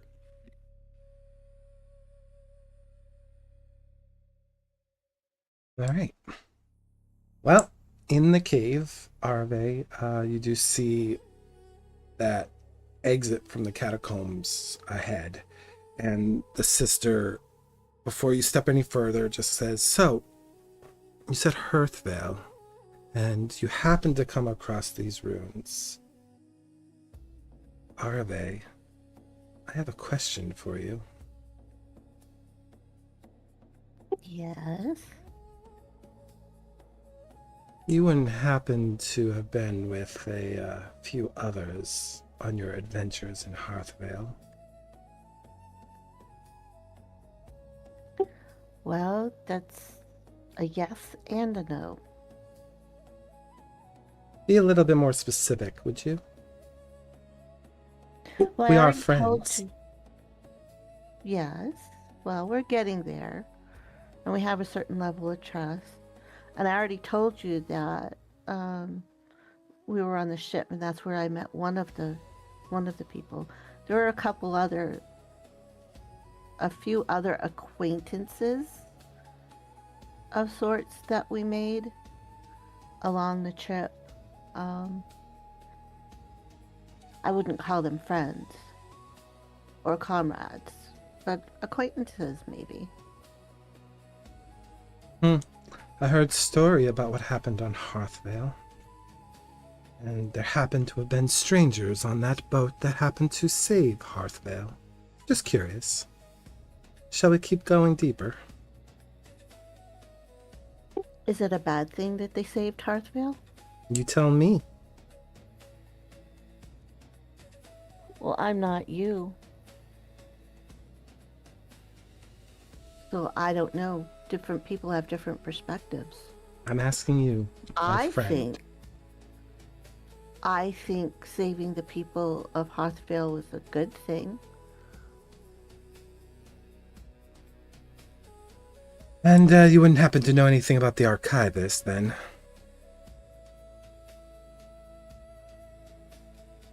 Archivist? The High Archivist, yes? Apparently strangers from Hearthvale graced his presence.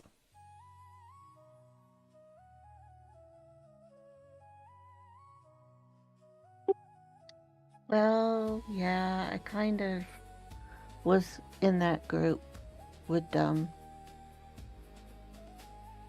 But it was a big misunderstanding. I can tell you that. I don't know why he acted the way he did. Now, the nobles of Valmir always have a unique sense of identity, I suppose, when it comes to their importance in the world. But don't worry. It's just curiosities. That's all. Please, lead on. I'm sure we have quite a bit of distance to cover still. We do and we don't. I could be dishonest with you and I could take you all the way to your sister. But that would doom both of us, because when I was here last, we came from the other way and we came out. As you can see, this is where we think all your sister's belongings were placed. She set up a camp, if you can see this. But her body is past, and she points to the archways, is past that. And how would passing an archway doom us both? Because I'm not in possession of anything that could help us pass through that, to come back through. You can go one way, but not the other. And how did you do this then? How did you come across my sister if you couldn't escape that place without this device that you don't know of? I didn't say I didn't know of it. I said I did not possess it. What is this device that you talk about? I'm really honestly not sure what it is. All I know is it let us go one way, not the other. Aravae, I am saying this in the nicest way possible because you seem like a sweet elven girl. I'll even avoid calling you a fungrel because I respect you enough. But sometimes you offer too much. And in this world, when you offer too much, you can find yourself in trouble. And I had no idea about Hearthvale until you mentioned it. And there was a very big event that happened on Hearthvale. And to find out that you met with the archivist is raising a lot of concerns for me right now. But again, I appreciate your honesty. And she's saying this with genuine, reflection in her voice. I appreciate your honesty. And now I'm finding out that you're leading me into a room with only one way out. And you don't have the key or this item that will let us out of this room. If I wanted to fully deceive you, I would have taken you all the way in. But I'm not. I'm warning you before we go there.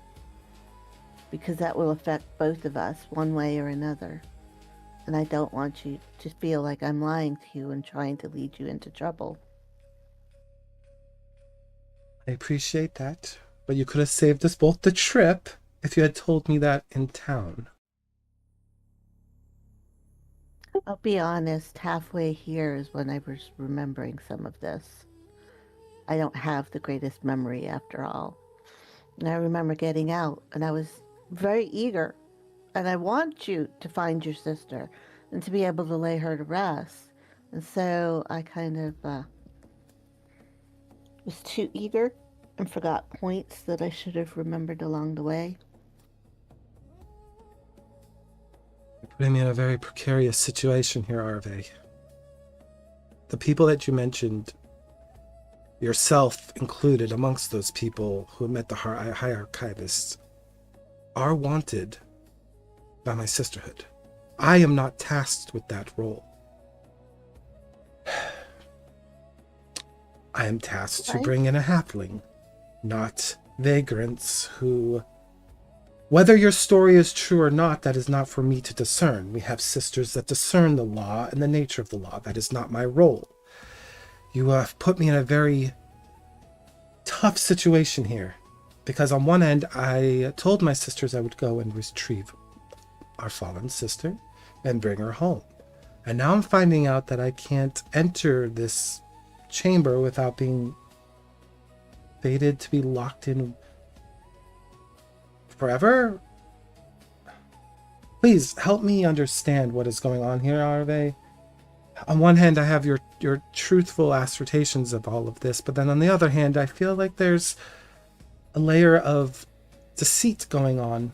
Like, were you going to just lead me in here and lock me out, and then whoever has this possession is going to get you out? Like, please, elaborate. No. I had no ill intentions. That's why I stopped us here. If I had ill intentions, I would have gone in with you and sacrificed myself as well. Now, as far as how we got there, you keep telling me not to give you too much information, but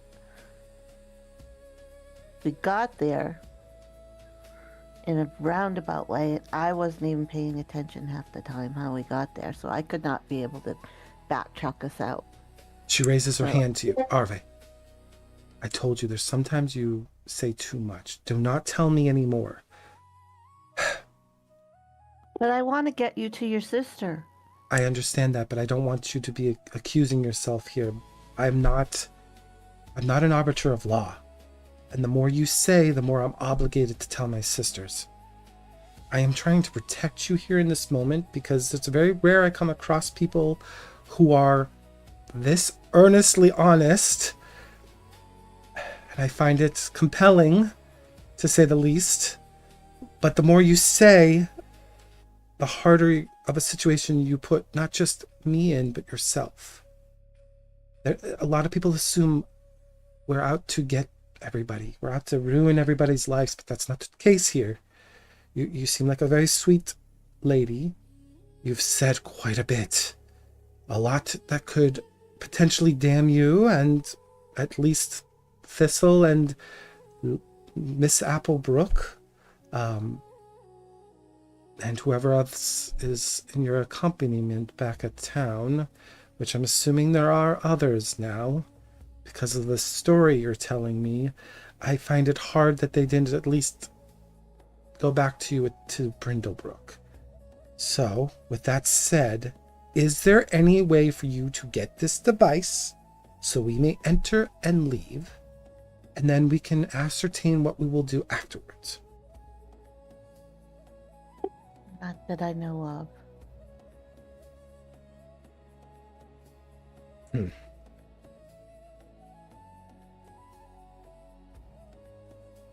I may need a moment here, Aravae. I need to communicate with my sisters. Let them know what's happening. I will, for now, neglect to tell them that you were with the High Archivist. Not for your sake, but for both of ours. As I said, the more I know, the more I have to get involved, and I really do not wish to be involved in the Hearthvale incident. At least, not at this moment. But if I'm pressed, understand this, Aravae. I will have to tell my sisters everything. I understand. And I take the responsibility if it need be. May I ask you a personal question? Sure. If you have these comrades, or whatever they are to you, and with your last statement there, I just feel like why self-sacrifice your well-being for people that are just acquaintances?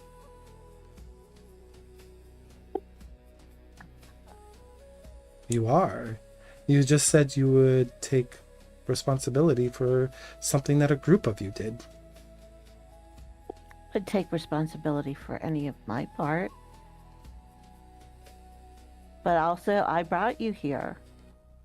You know, if you want to see your sister, I'll take you to your sister. But I'm warning you ahead of time that I have no way of getting us out of there. But you know who does. Honestly, I'm not sure. She closes her eyes for a moment. She looks at you and goes, Aravae, you know who does. Aravae will look her right in the eyes and she'll say, no, I honestly do not know. Well, then I suppose we're going to sit here for a moment in quiet and contemplate these things. I need you to stand by those archways while I communicate with my sister. And I need you to carefully think about how you're going to get us in and out of there. Otherwise, my hands are going to be tied with everything else that you've really given me. I never imagined you'd be part of the Hearthvale incident, or even part of the High Archivist's schemes if there were schemes. So please, can you stand over there while I communicate with my sisters, away from the entrance to this cave? Okay. So Aravae will go over and stand closer to the archways, but not close enough where if she got shoved, she'd get pushed through. The sister clasps her necklace, and you just watch her close her eyes again, and it's a moment. So for the rest of the group, you don't probably necessarily know if there's movement in the cave or not. I think that's fair. They're kind of already in there. They're kind of out of sight, and it's been a while. What are you all kind of doing while this scene kind of played out in the interior of this like entranceway? Thistle's been there and she's like about to move forward, but she kind of stops for a second and again looks back and she's like, I want to make sure I want to make sure that Aravae is safe, and I want to make sure everyone is on the same page. You need to ensure Aravae is safe. That is all that matters. We do not need to engage otherwise.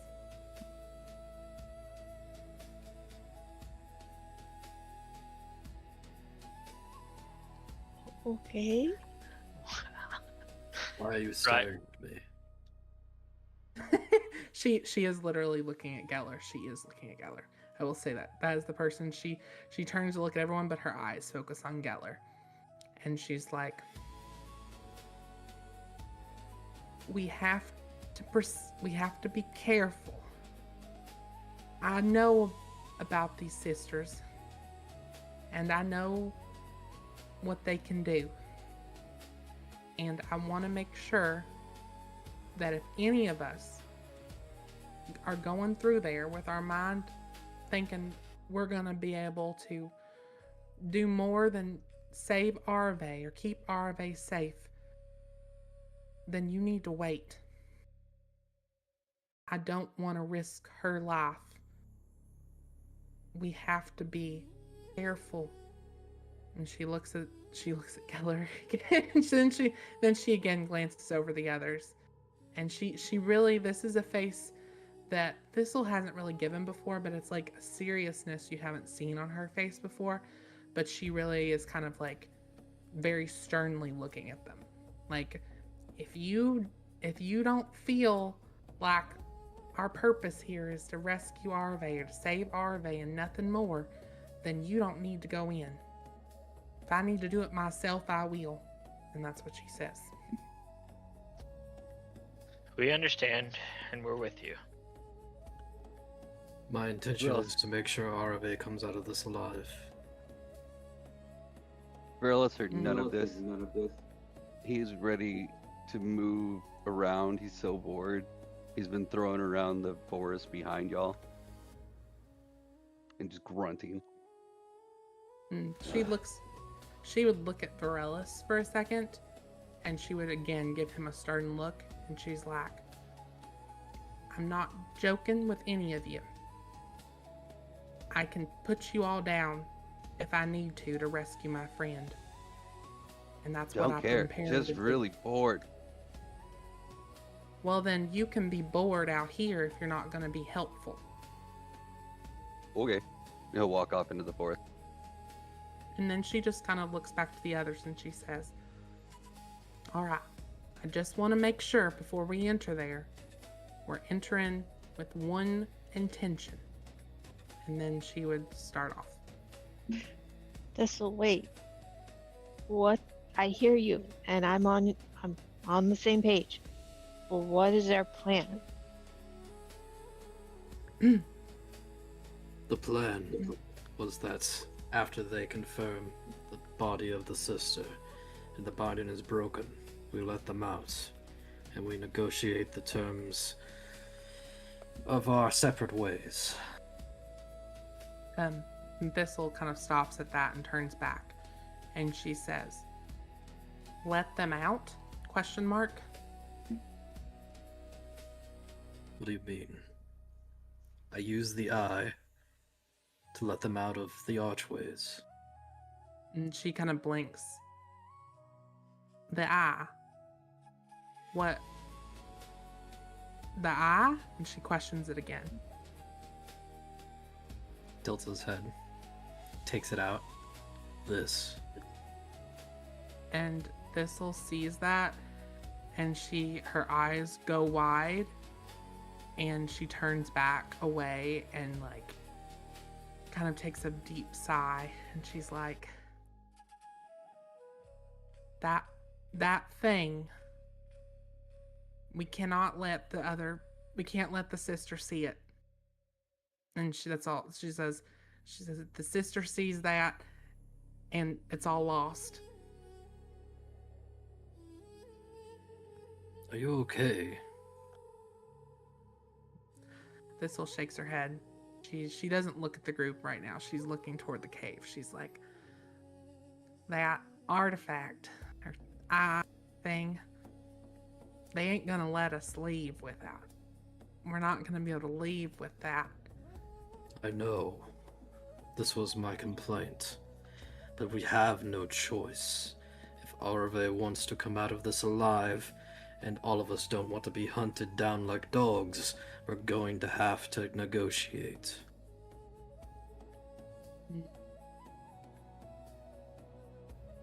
Thistle just kind of takes a breath. She just says, I'm not sure they'll negotiate, but I told you what I'm here for, and I'm hearing you're all on the same page, except for the big one over there. I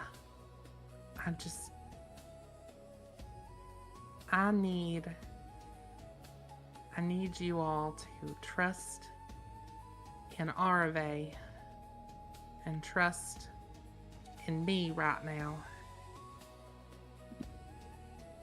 I trust that we all have everyone's interest in mind. I'm sure that Aravae, as this moment, is doing what she intended to do, taking her through the gateway and finding the body. That way she can be broken of her vow. That would be the smart thing to do.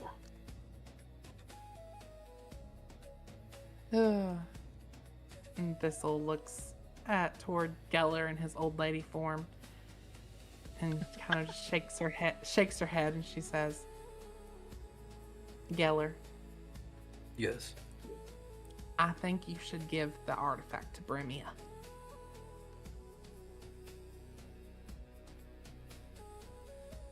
Explain.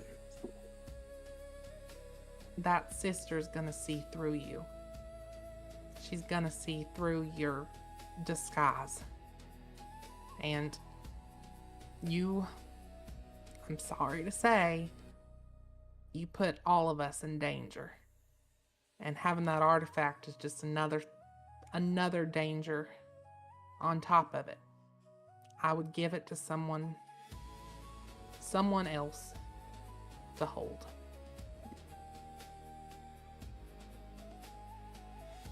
He just sits there in silence for a moment and looks back at Bremia, sort of just to gauge her expression.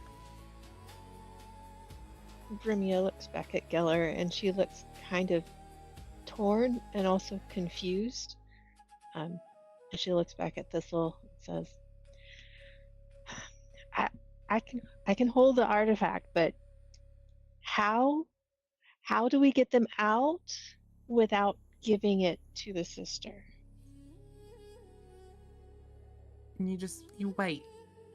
Don't show it. Keep it stored away. And when the time is right, we'll do what needs to be done. That's what matters. And we just gotta be all together and go through that cave, and they're gonna see us. She's gonna see us. And we're gonna have some explaining to do. And the best thing that can be said is we came for our friend to make sure she was okay. And that's all we want, is for her to be okay. If for some reason, if the artifact comes into play, well, just don't react with haste. Take a breath and we'll figure it out. It's going to come into play no matter what we do. It's the only way we're going to get them out. And we will. We will all get out and we will all be okay. Gellar narrows his eyes. He holds the device up towards Bremia, still looking at Thistle.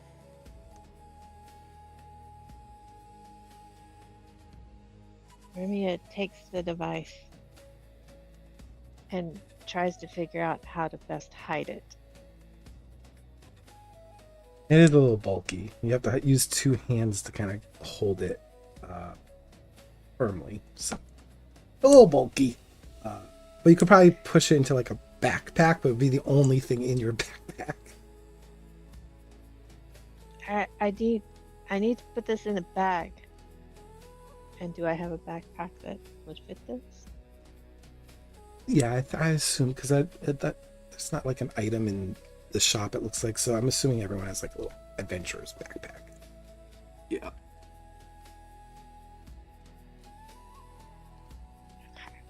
All right, I will put it in my backpack. Thistle watches as Bremia takes that and puts it in her backpack, and then looks over to Gellar and just says, "Thank you. I know it might seem odd, but thank you. And we're all gonna be okay." And she looks to the group and shakes her head. Nods to all of them. "Now, let's go get our friend." And she would just kind of push forward. All right, Bremia follows.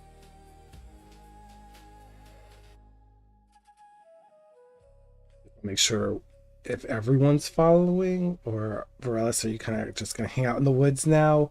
And then once we figure that out, then we'll take our break and then we'll go into the next scene. Yeah, he's just gonna hang out in the woods. At this point, he's ripped up tree trunks, and there's a whole like swath that he's just gone through, ripping stuff up, trying to work out. But he is beyond bored. Very fair. Ryden will follow. And I'm assuming Gellar's probably in tow with Bremia and all. Bremia would kind of look at Gellar. Gellar's gonna hold back behind everyone when they go in. Okay.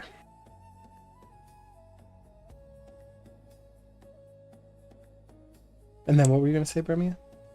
Oh shit! If Gellar was following, then she would kind of look at him. But seeing him hanging back, she just moves forward. Okay, perfect. And then from right now, we'll take our break because this is because everything's going to collide in once now, because you guys in character most likely assume that they probably already advanced forward. Enough time's passed, so it's like, okay, well, they must have already gone through.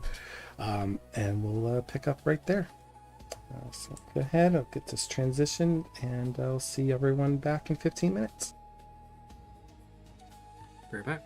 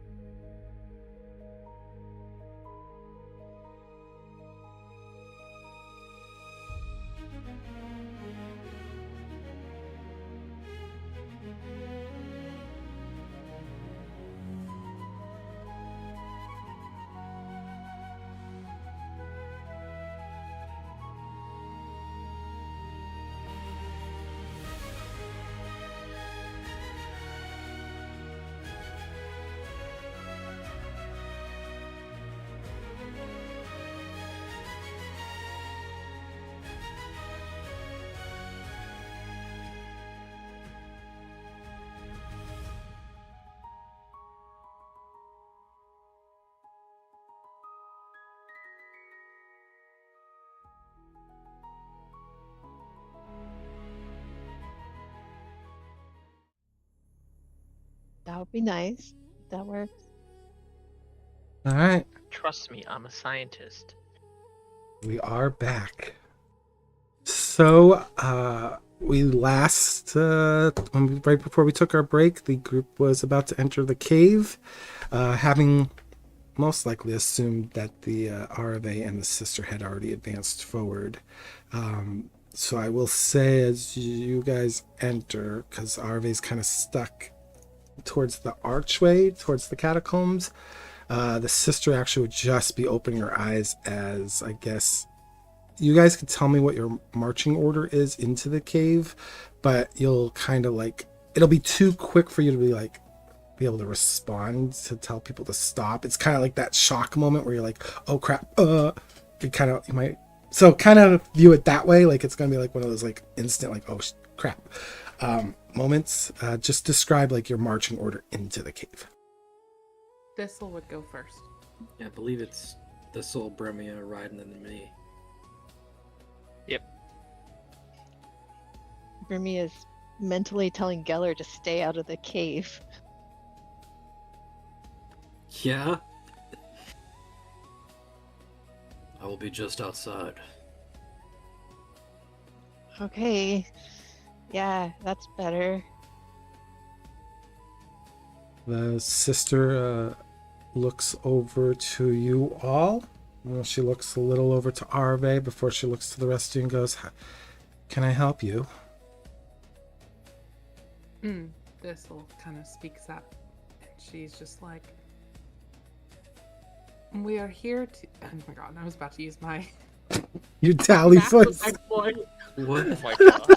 She's been lying this whole time. Kill it. But where are you? And she just looks over at the sister and then looks to Aravae and she says, just here checking on our friend.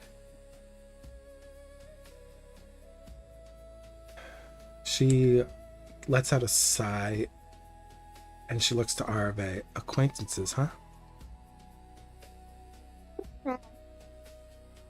I told you the little one was my friend. I did not say otherwise. The others are acquaintances. And the blonde is the one that I told you about. She just mutters we, repeating what Thistle said, and she looks back to Thistle and goes, well, I'm assuming you are all the Hearthvale 6. I only count 5 of you total here. Actually, 3 of you total. No, 4 of you total here. So I'm assuming the other 2 aren't too far behind. Thistle looks to Bremia, and she notices that Gellar didn't come in the cave, and she says to Bremia, she's like, can I have it? Bremia nods and just takes her backpack off and hands it to Thistle. And Thistle takes the artifact, she looks at it for a moment, and she takes a moment, and she just says, no harm. We only wish for Aravae to be... Then she takes a step forward.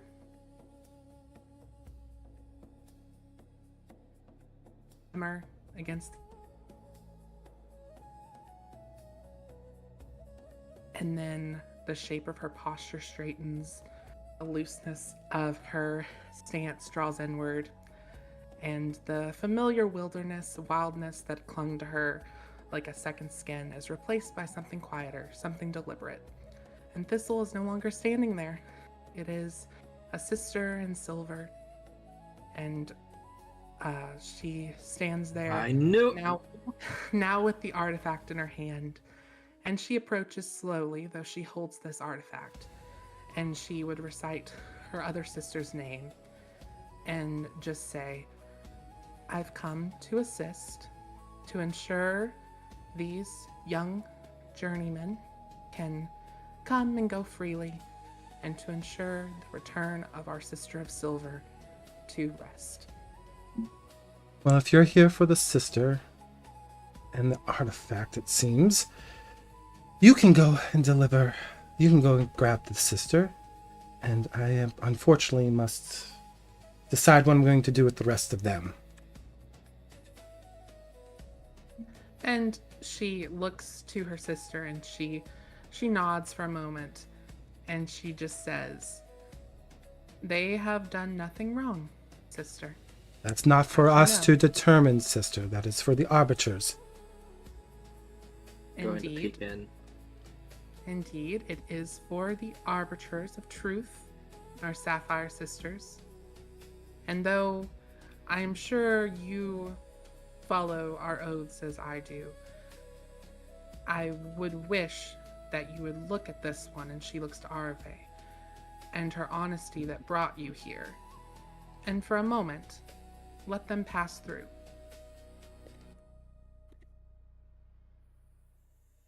I want reassurances here, sister. First, why are you amongst them?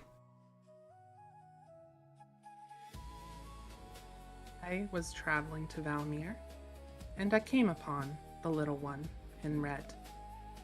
And she was stressed, worried of her friend, hearing of our sisters who are accosting them in town, drawing fear, sister. Fear is not the way, as you know. And I gave her my promise that no bloodshed would come today.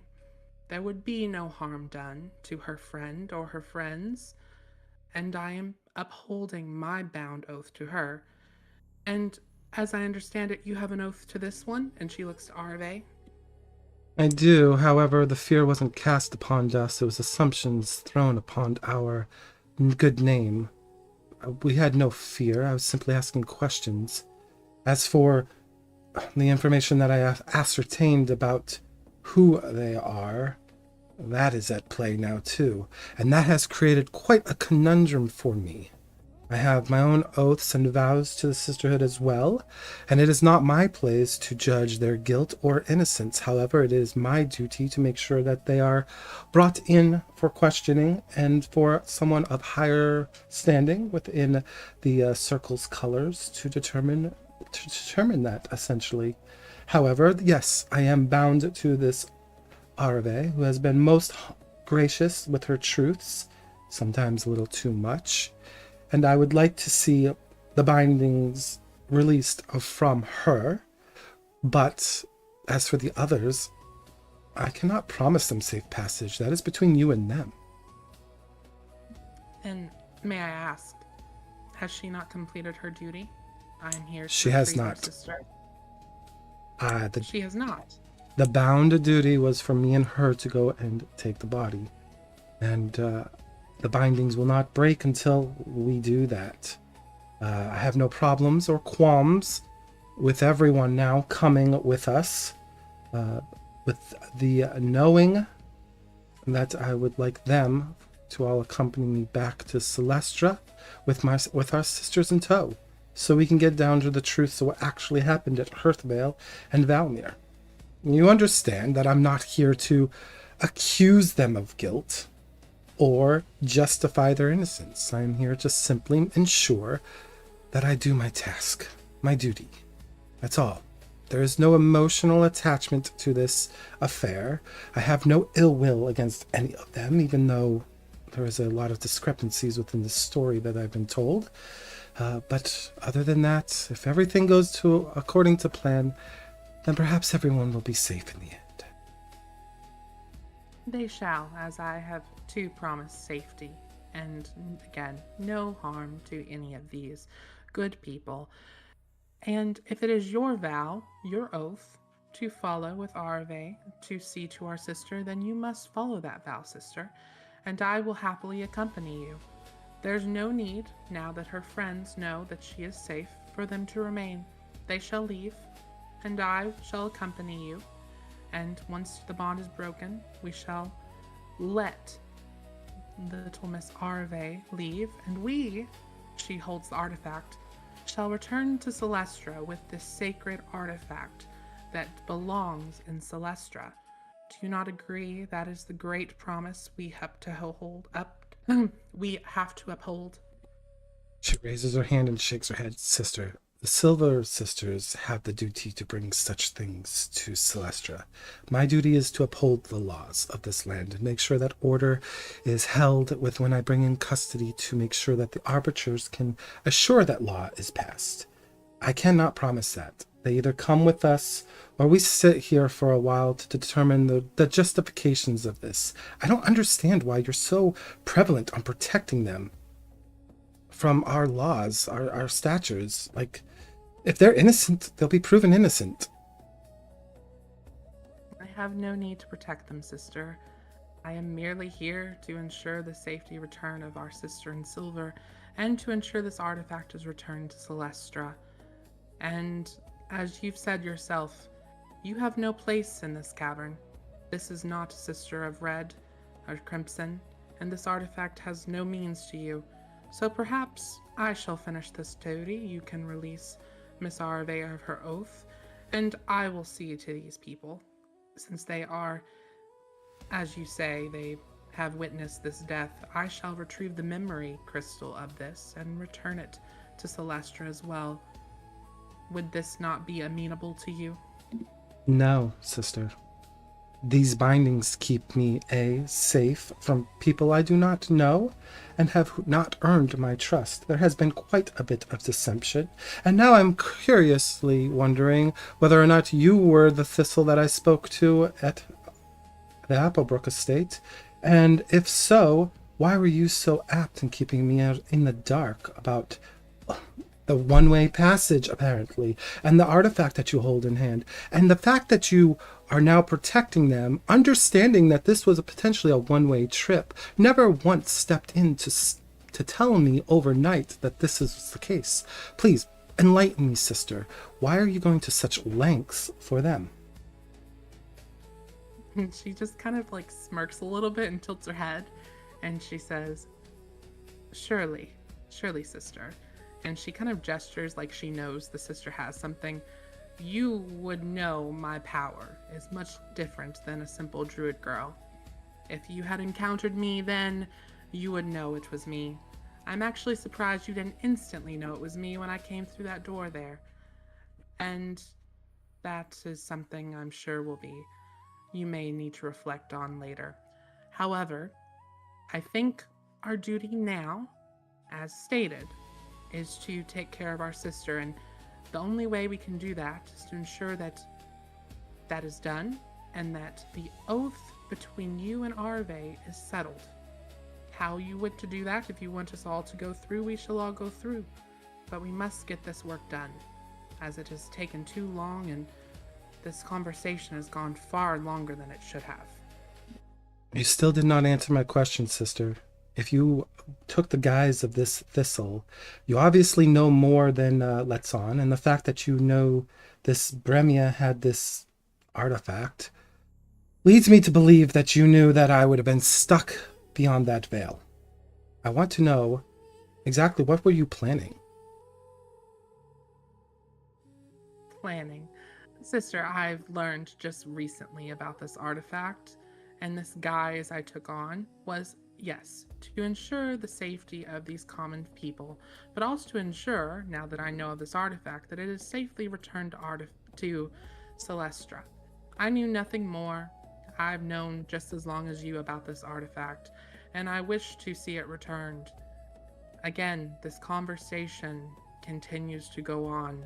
While there's much work for us to do, I'm sure you can agree. Can we move forward, sister? We will indeed move forward, sister. You will take care of the Silver Sister once we get inside with our compatriots here. And once you resolve our Silver Sister's welfare, and bringing her back to Celestra, I will bring these fine guests with me back to Brindlebrook to meet the Arbiter. And then from there, both our tasks are completed and accomplished. If they're innocent, I don't understand why you're so resistant on them coming along with us to speak with the Arbiter. If you're so necessary to defend them, then let them speak their truths. They certainly weren't all truthful to me. Indeed, sister. Well, let us move forward, and as you can understand, fear, whether it's placed in the right hands or not, has a powerful way of shaping the views of others. And for many of the people on our beautiful continent, fear is a power that is viewed through the sisterhood. And I am not one of you in that form. I do not run or rule on fear. I try to operate through what exists and what does not exist. And through compassion, though I am learning it, it is something I think is more powerful than the fear that I'm not sure you understand you willed, sister. Though these people here, whatever their purpose, and she looks to Bremia, and she looks to Ryden, because those are the only two people I think that she knows has come through. And she looks actually at Ryden's arm and she says, a throne's guard and a little halfling girl from a little halfling village. These are the people you wish to send away to seek trial. I'm sure that there are other matters more pressing. I did hear about your capture in Brindlebrook. That matter seems more pressing at this time, and your purview as well. Can we not move forward then and get this matter settled? Well, sister, there are things that you aren't even aware of. The Throne's Guard I am quite aware of. The General gave us notification that he would be coming to Brindlebrook in hopes of, well, apparently, I've been standing amongst them, bringing back his friends to his, his lord, to make sure that, Ryden, as I know your name well from the General, he sounds like he was trying to protect your name. What are you going to do, Throne's Guard? Are you going to disobey your lord? And the Serenia, that's her name, looks to Ryden to let him answer.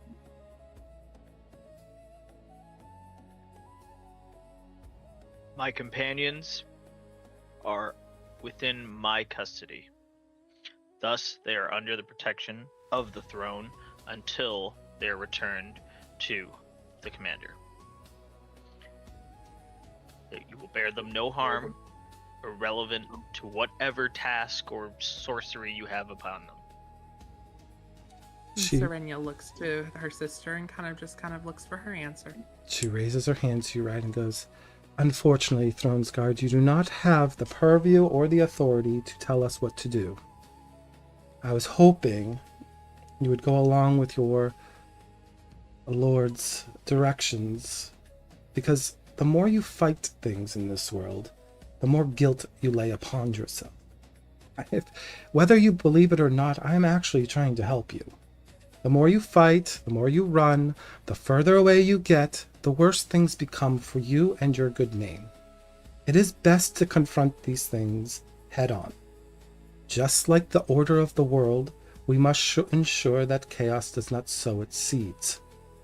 This girl here, Aravae, has given me a great deal of trust, and while she has spoken more than I would have on matters that are very sensitive and I did not know of initially, she will get my good graces when I speak with my other sisters and let them know that she has been truthful and honest with me.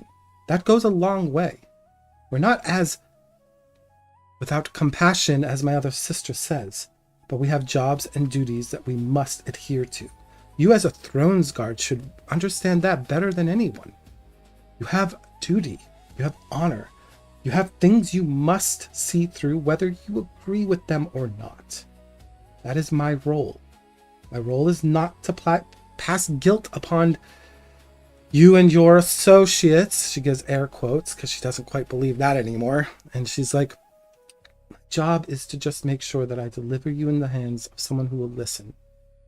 The sisters are not without reason.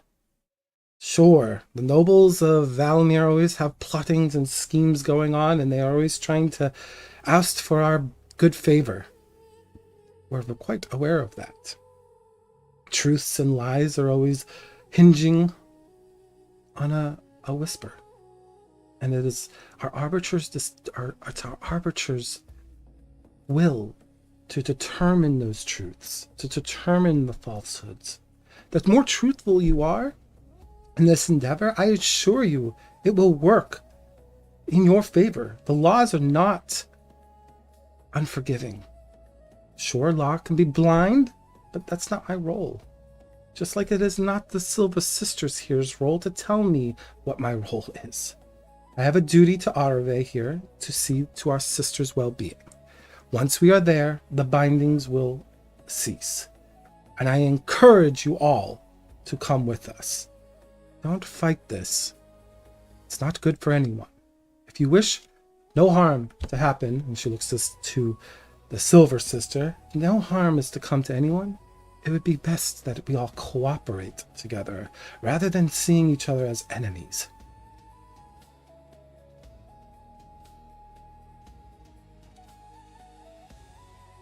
And then the sister looks to her sister and just says, I agree. We should not see each other as enemies or anything of the sort. In fact, I would like to see a world where we see each other as allies. And you are my sister. Though we represent different colors, we all seek to bring balance. And for balance, there's life and there's death. And I think for this moment, I really would like to see to our dearly departed sister. I'm intrigued to learn how she passed down here, aren't you, sister? That is why I'm here. When I came here originally, I had no idea about Hearthvale, about the High Archivist's association with Aravae and her associates. I had no idea about any of that.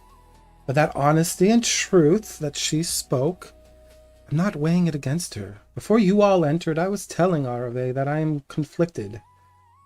I don't want to see any of you harmed, but that's what justice is for. It's to weigh the innocent and the guilt.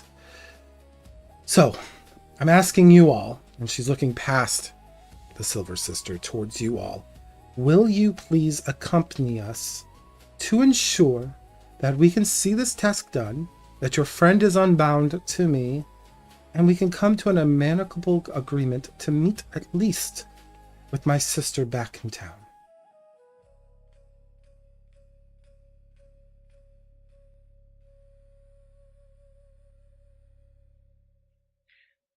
Let's get this over with. Let's go. You have a task. You want to find your sister. Just let's go. Let's stop talking about all this and go.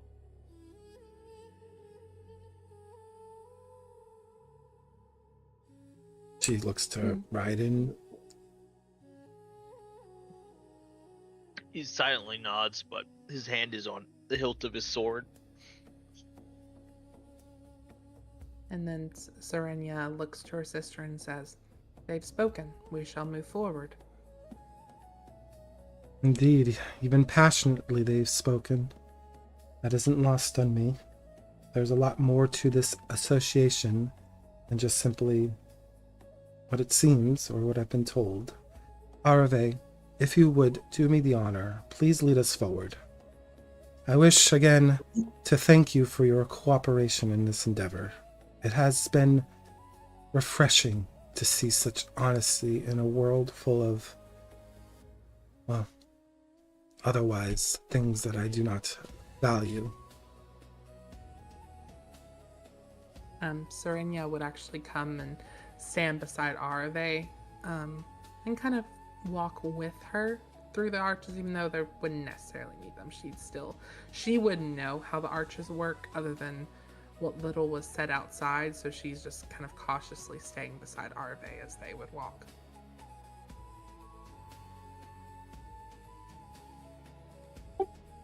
Aravae makes her way through the arches. And the sister would actually wait for Bremia and Ryden to go first before she would follow.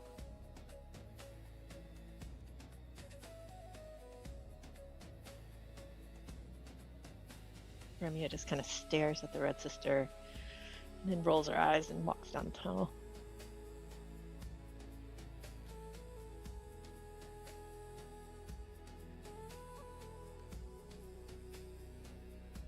Oop. You there, Ryden? Yep, sorry. Yep, Ryden will slowly walk down there. The Red Sister would follow suit with you, Ryden, and she would actually ask as you pass the archway. She's like, you know, the Lion General is a good friend of mine. He's not friends with all the sisters. We are more than just acquaintances. We actually have tea and brunch with one another over, you know, from time to time to share our stories. I like to think we both have similar mindsets of the safety of this realm, and I do find it curious that a Throne's Guard hasn't found himself mixed in with all of this. I hope you know my statement to you isn't out of malice or malcontent, but I just hope you will do the right thing and have faith in not just the law or blindly have faith in what I'm telling you, but have faith in the Lion General. I think he's earned that throughout this realm. Don't you agree?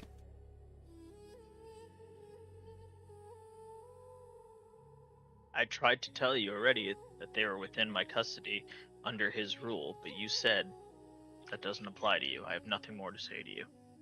Well, it does not apply to you or the good general. That's why the general asked you for that favor, is that he would hope you would find a peaceful way to bring in those who have been accused of things by the High Archivist, which, after speaking with Aravae, I'm having a hard time believing they're all true. And it's not my place to judge that. But I am living and breathing, just like you are. And I find myself amicable to the truth that she's speaking to me thus far. I hope you know that there is no ill content here, Ryden. I just wish to see things end in a way that peace and order can be found. Oh, there's ill content. Duly noted. But don't you find it strange that your stance on that matter is the very reason why people see the Throne's Guard in a certain light and why they see the sisters in a certain light? It's because people jump to conclusions, and she just walks forward.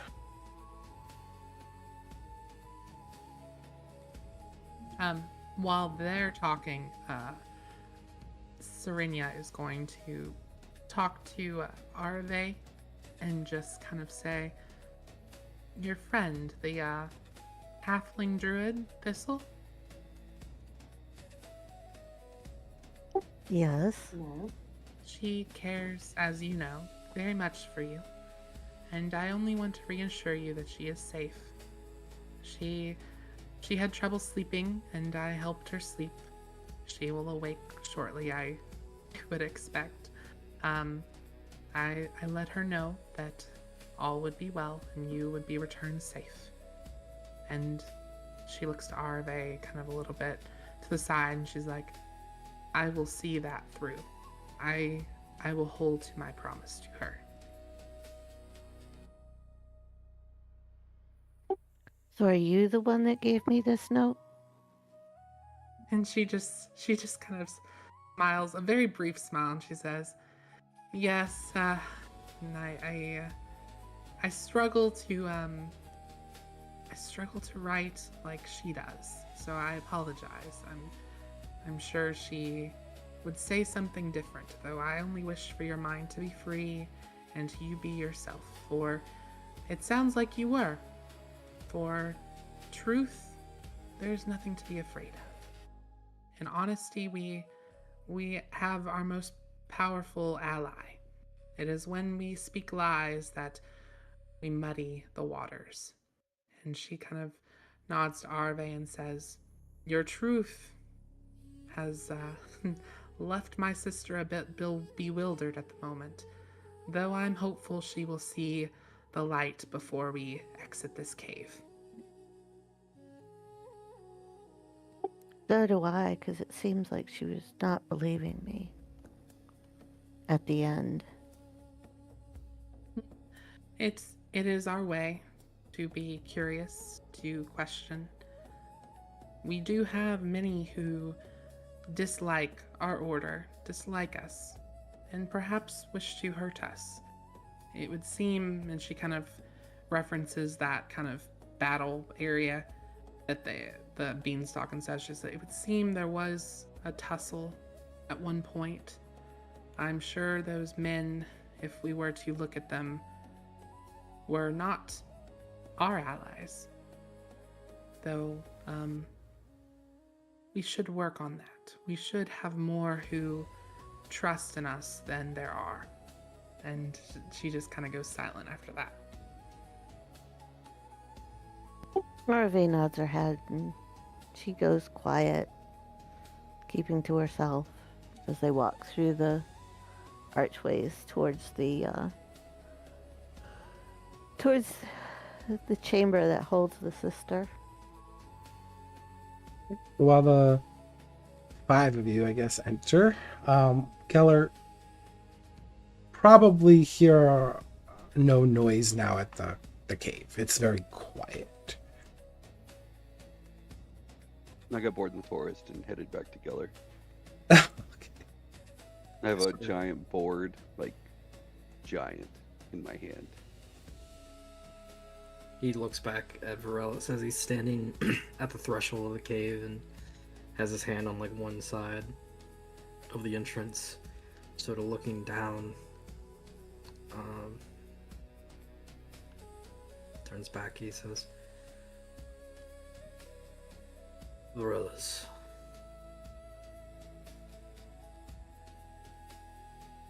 Yes.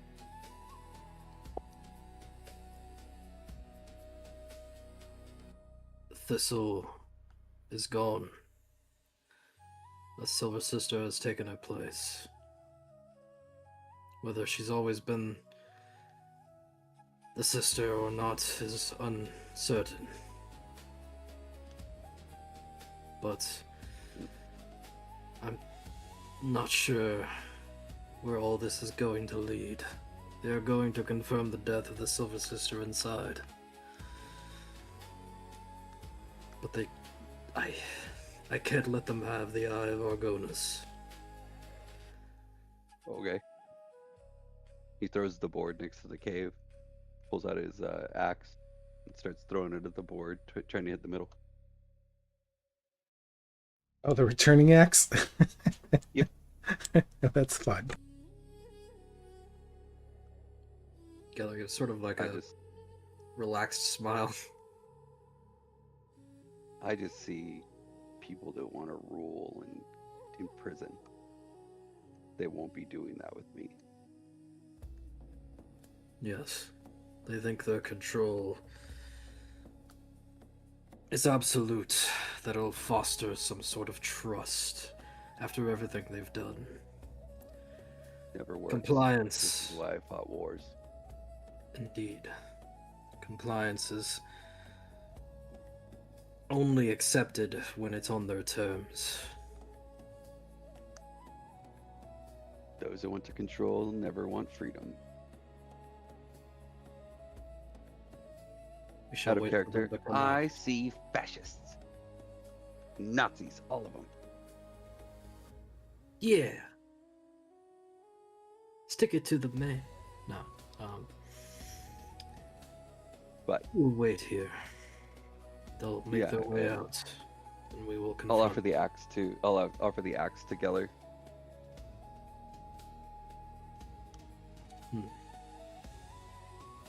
Oh, you're offering the returning axe to him? Correct. It goes back into your hand. I know that. Oh well. And he'll continue to throw. He's just trying to hit the middle over and over and over again. Gellar was probably like, what? Oh, what? Oh. Well, it seems it likes you more than me. Indeed. It's a magic trick. Gellar's going to undo his disguise. Okay. Oh, yeah, I did want to walk back and say woman. Just weird. Wait, what did you say? When he was in the old lady form, I walk up and be like, woman. Oh. And then Thought I'll it just would go be back to better throwing the than the axe. small man you threw a rock at. Better than being a bush. Actually, a dead bush. Indeed. We can play catch again if you want. It's usually fun on my end. Not right now, Virellis. We have a job to do. Wait around for them to come out of the cave. Indeed. There's been a lot of waiting. Lot. At that point, you'll find a Tensions. stump about almost the max length of the axe, and just start whipping it back at the board over and over again. The tensions require it, unfortunately. But a conclusion will come here soon. Indeed. I just pictured Virellis like that's so I got an image in my head I can't even describe. Him on his ass with both legs out in front, just throwing the stupid axe. Yeah, in almost a grumpy way too, because he's like, I'm bored. It's just such a long day so far. There's been no action. Not one. I mean, you could always wrestle the dwarf. Yeah? No, it'll be fine. I I'm don't just want to gonna break my companion quite yet. stand there at the entrance with like the light of the outside sort of silhouetting him, waiting for them to come back out. Okay. Awesome. Alright, well, I'll say you guys are probably getting near the waterfall now. Probably getting close to that like little pathway that hugs, the rock face. And as you guys are marching forward, the Crimson Sister directs her next line of questioning towards Bremia, and she goes, so I suppose you have feelings towards me and my sisters? None that I wish to discuss. That's fair. I am curious, though, just about one thing here. I didn't catch your name.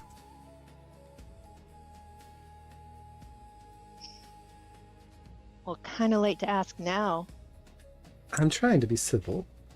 I understand, as my silver sister spoke, the fear is rampant amongst these lands. And I know that my line of questioning now, more than ever, probably instilled that sense of fear. That wasn't the intention. I genuinely had concern for the sister that we are marching towards, and your friend at the front. It's rare to see someone so genuinely honest with us. I was just curious, what do you think of her? I don't see how that's any of your business. It isn't, but it would sate my curiosity. I'm not an enemy. I'm not exactly a friend, but I am curious, nonetheless. Let's just focus on what you're here for. Of course. I guess we can strike my curiosity as just that. And we can proceed in silence. I meant no ill will, though. The best way to describe Bremia's expression right now is just sullen. She's just unhappy, doesn't want to be here, doesn't want to talk to anyone, and it's really obvious that she would rather be anywhere else right now. And then you guys do round that bend, now heading towards the town. It would definitely be the Silver Sister and the Crimson Sister's first time seeing this like ancient ruins.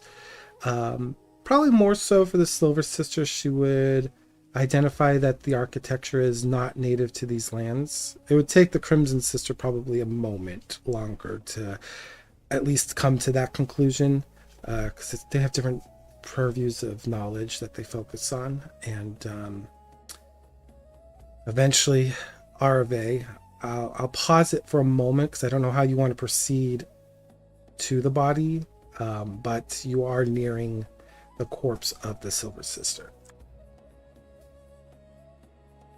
Aravae, having seen it all, seeing the village anyways, and knowing time was of the essence earlier, she just keeps marching forward towards her destination. She slows down a little bit, noticing, how the Silver Sister's looking around and all that. But then she continues forward to the sister's grave site, if you want to, for lack of better term. Mm-hmm. Yeah, I'll just make an out-of-character note, because I remember when we were here last that Thistle and I think Aravae, they didn't bury her, I think, but they did kind of make her, I know it was big on Thistle to make her look respectful. They moved her hands so she was clasped together, so she looks like someone has went through and tried to make her look respectable even in death. Yep, that's a good note. Yeah, so I guess as the group approaches, the Crimson Sister actually holds back just to observe silently. She definitely gets the sense that, Bremia and Ryden certainly do not want to engage her, and that's fine. She's just going to simply watch the Silver Sister. She's going to watch Aravae, but she's also going to kind of silently observe Bremia and Ryden in this situation, as she kind of just keeps back towards the direction of where the waterfall was. She kind of stays in the back, just silent, perspective. Yeah, as they approach the sister, Serenia would look at her body over, and I think she would mutter her name. I don't remember what her name was, but she would know her name, and look over her body, and then just look to Aravae and just say, it looks like someone had found her body. Was it you, perhaps? It was myself and my little friend. Thistle. And she smiles a little bit. She's like, it is kindness in your all's hearts to try to preserve what is no more. A kindness that I know my sister and my other sister, and she kind of gestures over to her shoulder to her Crimson Sister, respect. For some would have left the body in ruin, and though you've tried to keep it preserved. And then she would, she has the artifact in her hand, and I think she would freely give it to Aravae to hold at that moment. She's like, please just hold this for me. I appreciate it. And then she would get down on her knees and kind of just go over the body with her hands for a little bit. Again, just trying to respectfully kind of see if there's anything left behind on the corpse. There is no memory shard anymore. That was destroyed the moment it was activated.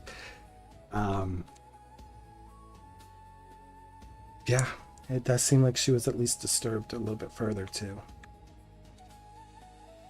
And she just kind of looks it over. She's like, this place, it's something quite ancient. It's not something I'm familiar with, and I don't think any of our sisters would be familiar with. I'm sure she was looking for something, and then her eyes just go back to the artifact, and she's like, she was searching for that. That must have been her purpose. And if what you say is true, as I expect it to be, she was trapped down here. because she could not find that artifact. In turn, she kind of just tries to retrace the steps through, just typical knowledge. She came down here to search for what she could find. She found nothing, could not escape, and in turn was trapped until her demise, it would seem. An unfortunate end, though. An end for knowledge, for what we seek, is quite respectable. And she would stand again, and she would look to her crimson sister, and she'd like, shall we finish her rites and prepare her burial as expected, sister? From my understanding, they do want to bring back the body after the rites, just to preserve what they can of her and give her the more proper rights of being home with our other fallen. Indeed. And she would look to the sister's hands as well, and she'd look for like her signet ring, and if she found it, take that signet ring. It's no longer on her, but that's not the party's fault. Obviously, the party knows that she was most likely attacked by the things that had attacked them, so it was probably lost amongst the shuffle of all of that commotion. She kind of frowns a little bit but accepts that, and then she would, let me see what she would do. Ignore my dog. Yes. What she would do next is she would cast a levitation. And to do that, she needs to make a spell cast roll. And she can levitate something and move them within close range of their original position with levitation. And does it give you a DC? Nope, it's just a spell cast roll. It doesn't give me a DC. It's a +3. Okay, let's just say it's a 10. Just normal DC. Normal difficulty. Okay. Yeah, you levitate it, no problem. Okay, she levitates the corpse from there, and she doesn't require concentration, so that's good. No concentration on there. So she levitates the corpse as she would prepare to move it closely with her, and then she would look to Aravae and say, we will move last through the arches with but she would look, actually no, I guess she couldn't do that. She would look to Aravae and see if Aravae could lead, kind of be the person who stands beside each person as they go through.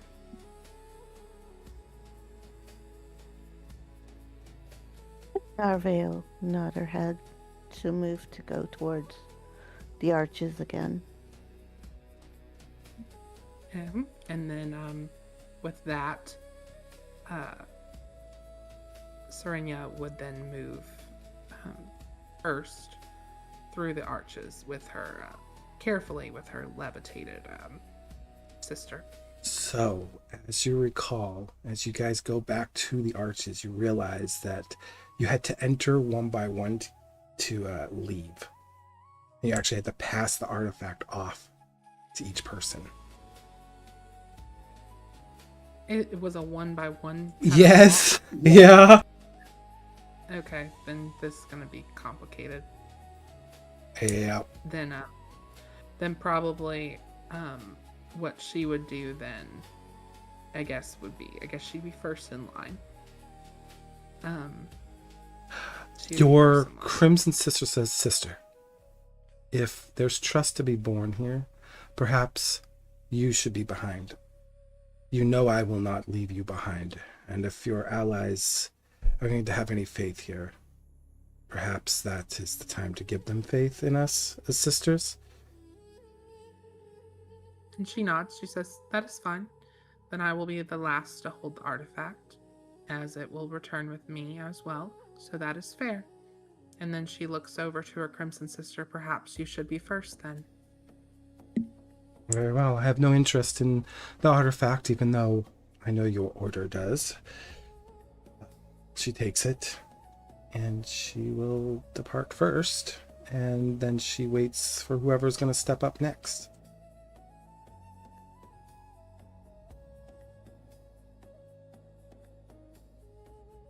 You can trust me. I'm not going to bite your hands off. If you're going to get out of there, we have to work together. Ryden will move forward. She hands you the artifact.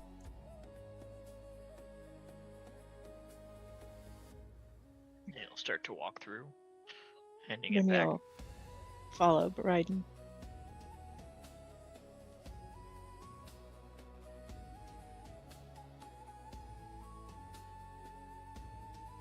All right, and then who? Aravae will look at Serenia and motion for her to go first before her.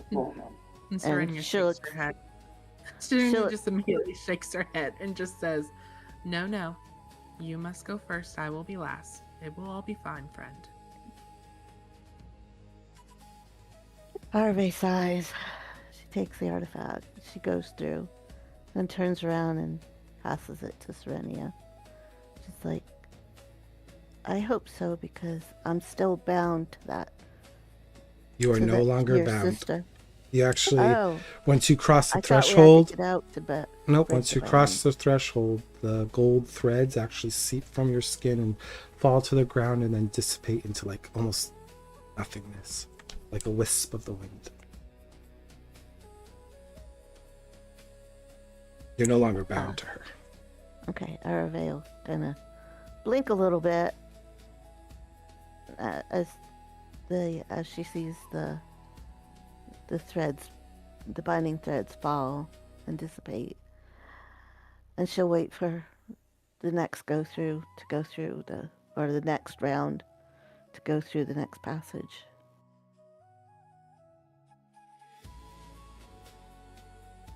Yeah, it's just Thistle.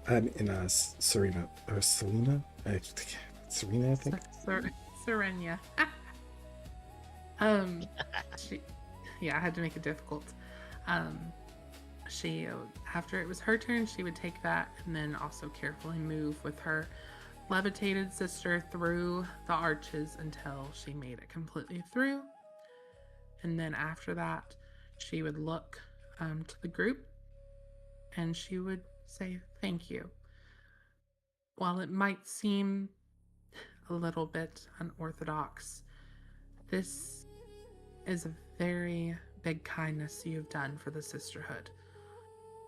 One that maybe should have been approached a little bit differently, and she kind of gestures to her crimson sister, but it is a respected thing, and I must see this body returned home to Celestra, as well as this artifact returned safely to the vaults of Celestra. I think not. Crimson Sister turns around and Oh my goes, there's the other friends. We'll also stand up and lean on the war site. Dying here. Aravae squinches her eyes tight, shut. It's like, oh no. Crimson Sister will actually ask you, Aravae, how would you like me to handle this, Aravae? You've given me trust here. Your friend looks like he's ready to fight, and the other individual seems to be stopping my sister from doing her duty. So you tell me, how am I supposed to handle one of the members of the Hearthvale Six? I honestly don't know. You keep lumping us all together, but a lot of us are just acquaintances. She shakes her head. Please, I know you traveled together. I'm not trying to make a big deal out of this. I'm asking you, how would you like us to handle this? They are your acquaintances. Please, I'm giving it to you to tell us how you would like this resolved. If it goes by my likings, then I would appreciate if you and your sister both go about your personal business of having gotten your sister and forget about us. Or at least forget about talking about us to anybody. I can't promise that. That is out of my purview, but I might be able to meet my silver sister halfway in what you're saying and at least let you all be for the time being. I'll leave the decision of your fate to the King's Guard here, the Throne's Guard, to determine whether or not he's going to do what his lord says or not. But the artifact needs to go with my sister. She looks to Gellar. That is not negotiable. Serenia is going to use... she's going to use her telepathy to connect with Gellar's mind. She's spending a hope to open a line of mental communication with one target she can see. Okay, and the rock in your sister's care is glowing now. Yeah. And she uses that to communicate with Gellar. And what she says to Gellar is she says, Gellar, you have much to distrust with me and with my sister here. But I am trying to do what your friend Thistle wants me to do, to ensure Makes you the think I'm safety. going to trust you after you impersonated my companion. I am trying to ensure your safety, Gellar, and all of your companions. No, nothing good comes of conflict here. Nothing good for you or for your friends. In any scenario, the artifact cannot go with you. It must come with the sisters.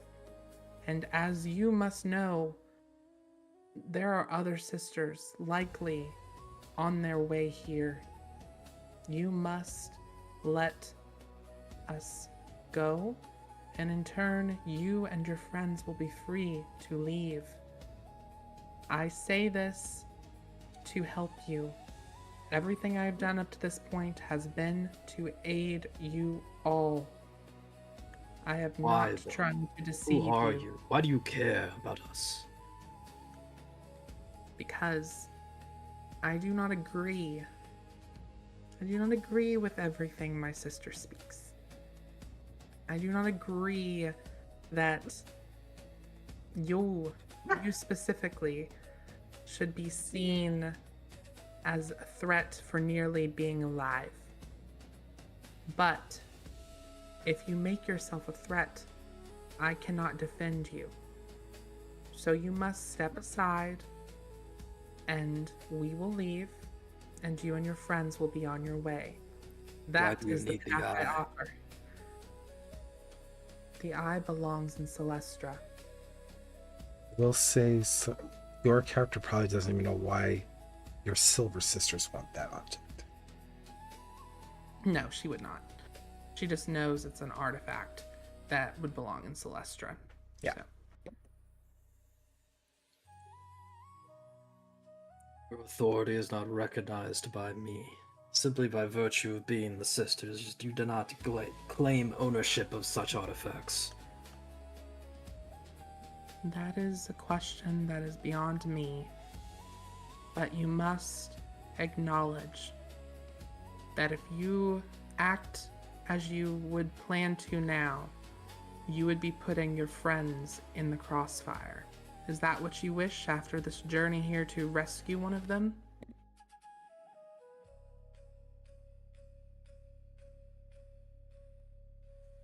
You see his expression falter slightly. He looks to Bremia. Communicates to her.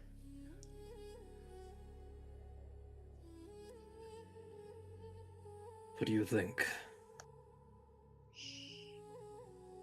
You I didn't think- hear her thoughts, by the way. You only hear him say, "What do you think?" Yeah, I got that. Okay. What do I think about what? Should we let them have the artifact? What were we ever gonna do with the artifact? I mean, I don't know what it's for. Hopefully it doesn't like destroy the world, but I mean, what choice do we have?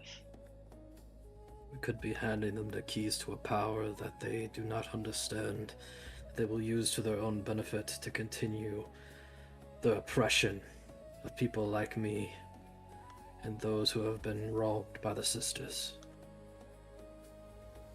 That's true, but how do you propose we convince them to let us keep it? She doesn't seem like she wants to give it up.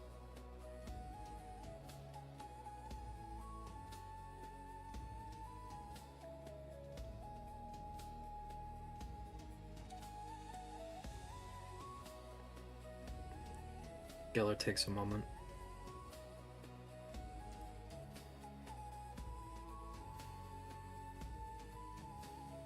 He looks at all of his companions.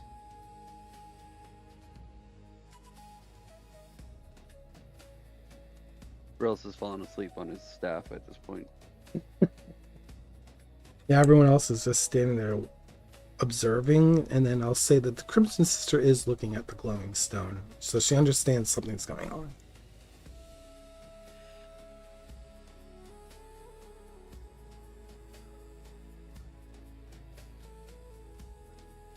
And he stands down. He steps aside. And Serenia looks to her Crimson Sister and says, I believe we have an accord. We shall return to Brundlebrook and we shall let these common folk be escorted by the Throne's Guard as agreed. He looks to all of you, and she looks more towards Aravae. She's like, I want to thank you for your honesty. I know it was hard for you, most likely from your associations with these individuals, but I appreciate it nonetheless. I will keep my word. I will not bring you all in for questioning today, but I do need to report what I've heard. And that is just me being honest with you all. I'm not here to deceive you. That is not my game. Deception is not my rule. That is for other sisters to determine, not me. I appreciate your gravity of understanding the importance of our tasks. Bremia, Hmm? if they take me, I am done for. You know that, right? I don't think they're gonna take you right now, but noted.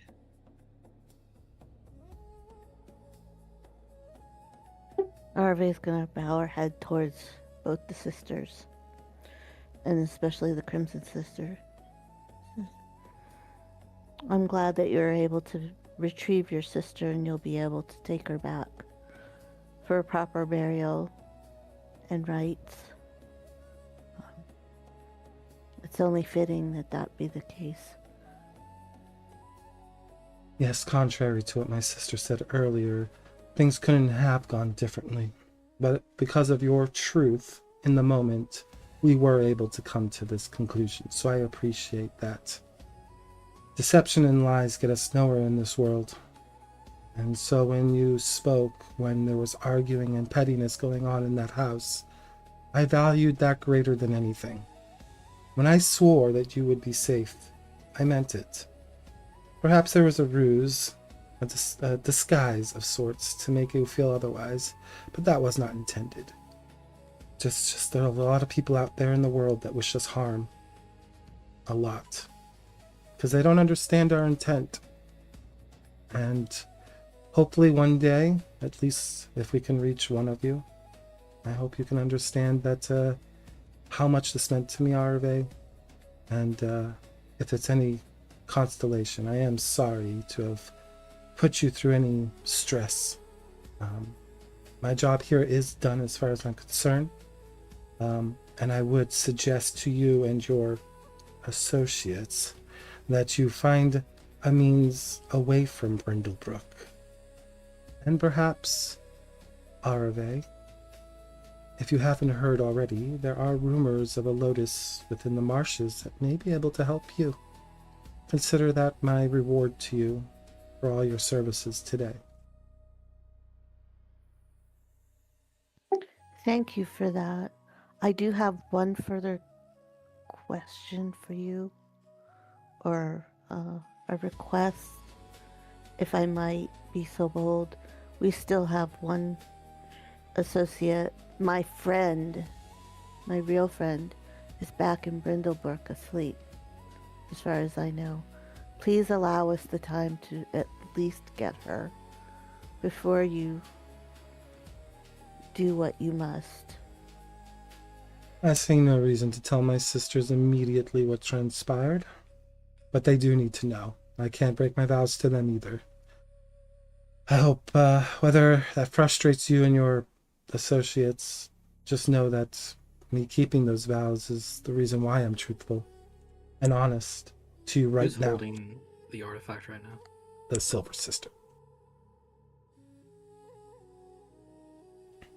The one that spoke to you. Yep. Well then, I shall at least give you my name, Aravae, since you were so kind to give me yours. I'm sure I gave it to you back in town, but just in case you ever need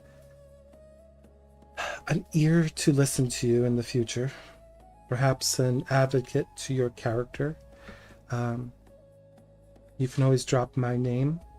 I may not be an arbiter of law, but that doesn't mean that I can't speak of your value as a person and the virtues that you hold. It goes a long way. Silver Sister. You know what? I'm gonna cast Slumber on the Silver Sister. Oh. Okay. What's it say? Spellcast roll? Yes. Okay. Am I within very close range? Oh, you all are. You're all in this cave right now. Okay.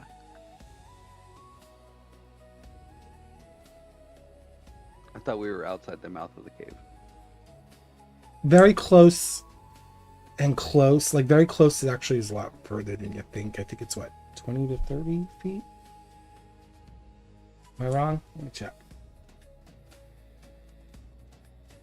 I'll check real quick. Does a 13 work?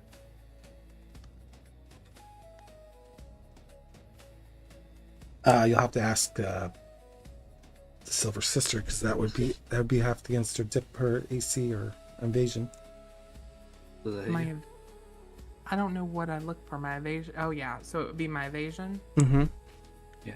Can I roll a counterattack? No, it goes against your Oh my God. evasion.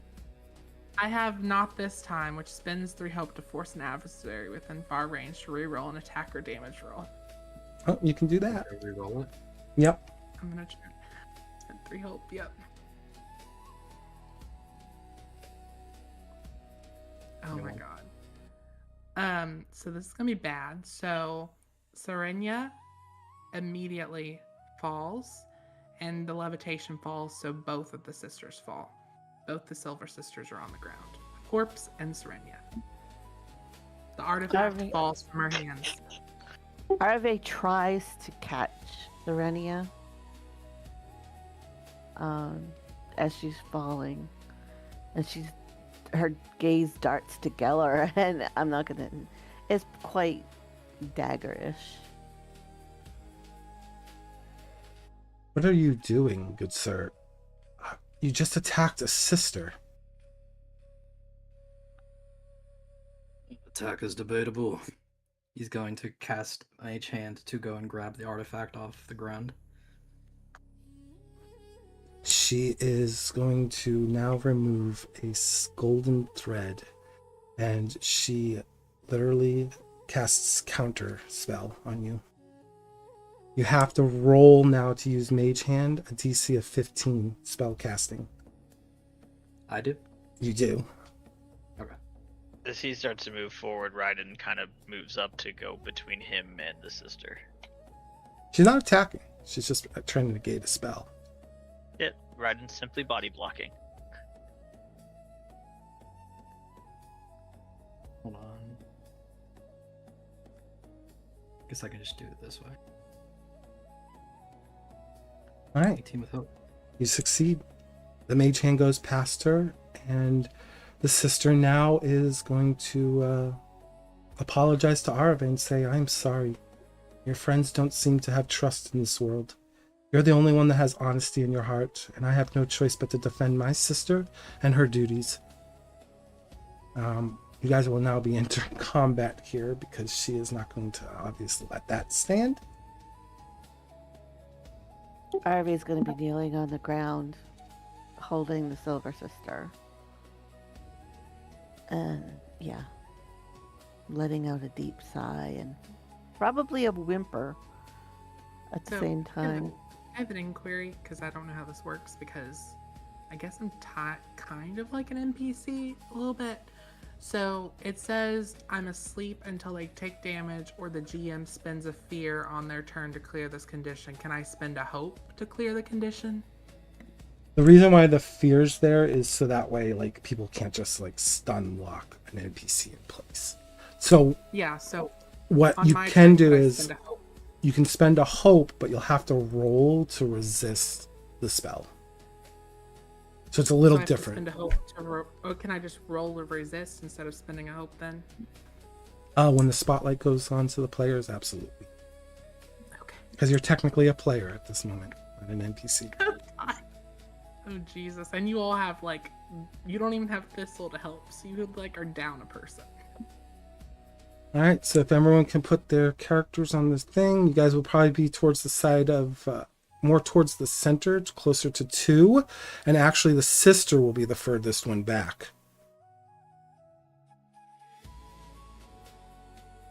Oh, actually, hold on. This is the wrong map. I don't have a map for...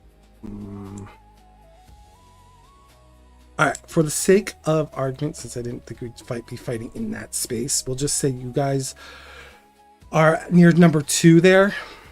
And then the sister will be back here. Just for the sake of argument here. That includes you too, Virellis. Oh boy. No, I'm outside. I was throwing. Yeah, the axes sister Hey, is the brother. furthest away from the outside, though. That's what I'm trying to say. No, fine. You wanted action, brother? Well, I'm gonna see action. It looks like. Well, it is your guys' turn first because you made the act. Actually, was your mage hand? It's fear, right? Okay, so it's actually her turn first. Okay. I had to make sure your action was of hope, so. Yeah. Get back here, Gellar. So the Crimson Sister first. I'm going to spend 2 hopes, so she makes 2 actions here. This is going to be called Glimmer Within. That's her passive. I'm going to just detail that for you so I'm honest with all of you. So I'm spending 2 fear right now. Going back to the screen. So this allows her to make 2 reactions. So her first reaction is going to be, any of you that wish to not fight and involve yourself in this crime, accuse yourselves now and stand to the side. You accuse yourself. So Bremia is yelling at Gellar, What are you doing?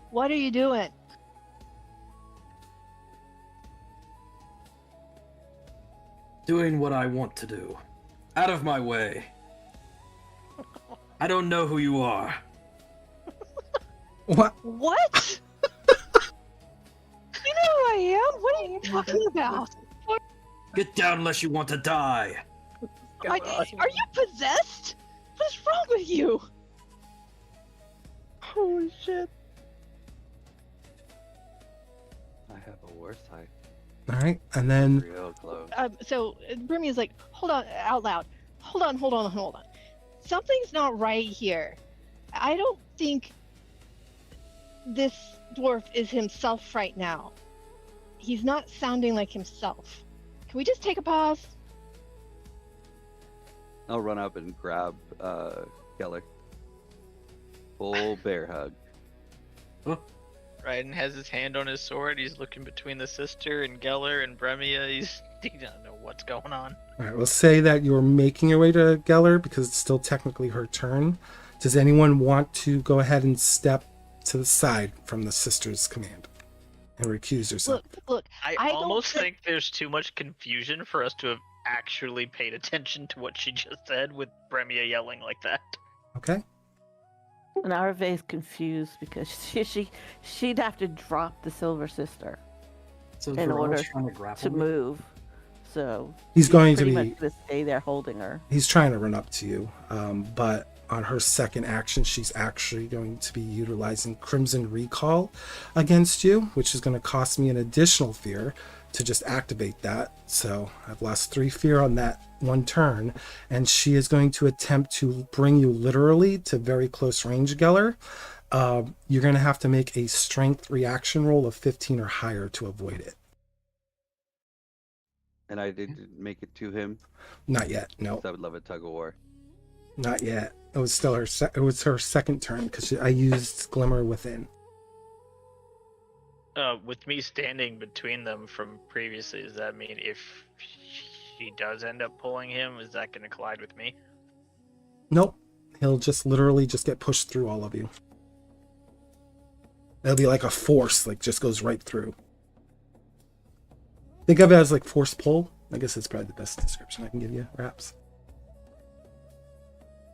The sisters are Jedi. Kinda, it's magic. So you said strength. Yep, 15 or higher, you'll be able to resist it.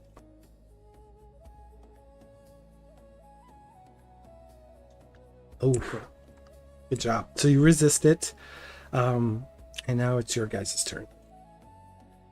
So Bremia is still kind of yelling, and now she directs her words to the Red Sisters, look, I don't know what he's doing, but your sister's just asleep. She's okay. So let's pause and figure out what's going on. And she turns around to Gellar and I think he's close enough so she can take him by the shoulders and shake him. I'll let Gellar determine if he's resisting or just gonna let you shake him. He's going to try and push her away. Okay, she's gonna try to resist that, and she's yelling in his head and also yelling out loud so people can hear. What are you thinking? He focuses his mind on her and with a very intense stare, and he's like, if you don't want to get wrapped up in all of this, act like you do not know me. And mentally, kinda late for that. Alright, so you guys can make opposing strength rolls, and whoever wins succeeds on their choice of action.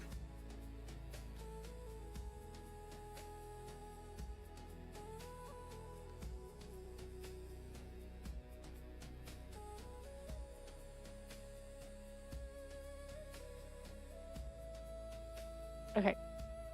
So Bremia's got a lot of adrenaline going through her right now. Do as the sister says. What did she say? What are you doing? What is going on? The criminal will continue to be a criminal. Something you are not. Do you understand? This is not you. I don't know what's gotten into your head, but this is not you. You need to get yourself out of this. I've been far too deep into it now to pull myself out. Well, try harder. Are you guys hollering out loud or? Yeah, it's loud. Oh no, it's in their Out loud. head. We're very Oh. loud. Oh, okay. No, Gellar speaking in his head there. Well, Bremia's just yelling at him. That makes sense for Bremia. She's a passionate person. Go ahead and make your strength roll and see if you... Oh, you beat him already. Never mind. So you're shaking him. So Bremia's looking at Virellis, saying, he's not right. You gotta help me here. And using the strength roll with hope, I will step forward and try to plant Gellar like a cigarette. Head side first. So you're gonna pretty much suplex him? What? What? I'm just gonna turn him. I'm gonna put him on the ground. I'm gonna take him where he is and put him on the ground on his face. Alright, you're gonna Essentially pin his him. Front. Are you trying to prone me? Yeah, it sounds like that. Prone you. Well, you get advantage on this roll because he is technically being grappled by Bremia. So, go ahead. Do a strength Sorry, check that's on a that. funny statement. Yeah, you are though. I get advantage. Is that what you said? You do because Bremia's got him already grappled. I think that might work. And then Gellar can roll another strength check to see if he gets it.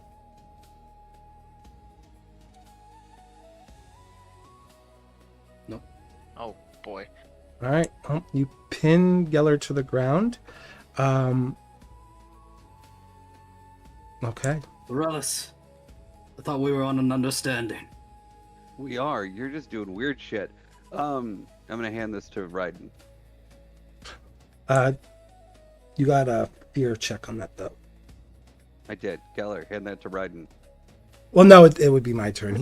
Yeah, because it was your action. Gellar got hope. I know, but it was your attack that got the fear. Ah, okay. Yeah. So the sister I like my plan better.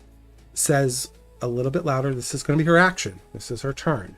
She's like, I am not going to harm any of you as long as you surrender the artifact and let us be on our way. I don't know what this man's intentions are, but if this continues, I will have no choice but to sunder him. This is my last and final warning. Just take the artifact. Just go.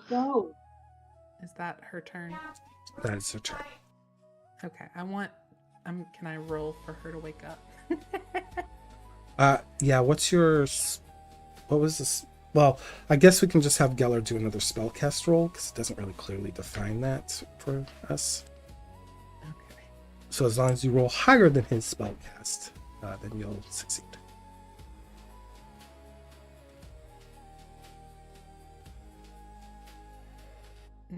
Okay, what do I need to roll? We're supposed to be Wild Flame, but same modifier.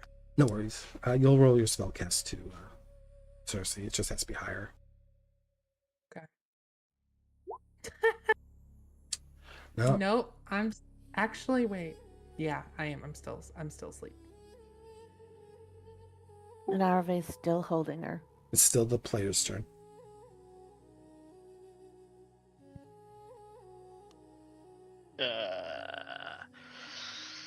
Ryden's gonna. Wait, you said back to the players, right? Yeah, it's still yours, because technically she's a player in this situation. Oh, right. It's all foobarred up. Ryden's gonna kind of reach down towards Aravae since he's close to her and try to get her up and like, we need to get going now. Your bond is broken. You can be safe. We need to get you out. That was the entire reason we came in here. Gently, Aravae will lay the sister down on the floor of the cavern, or the floor. And she'll stand up and get ready to flee.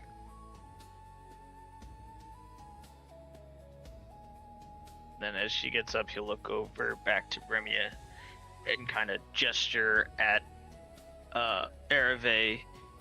Go. Take her and go.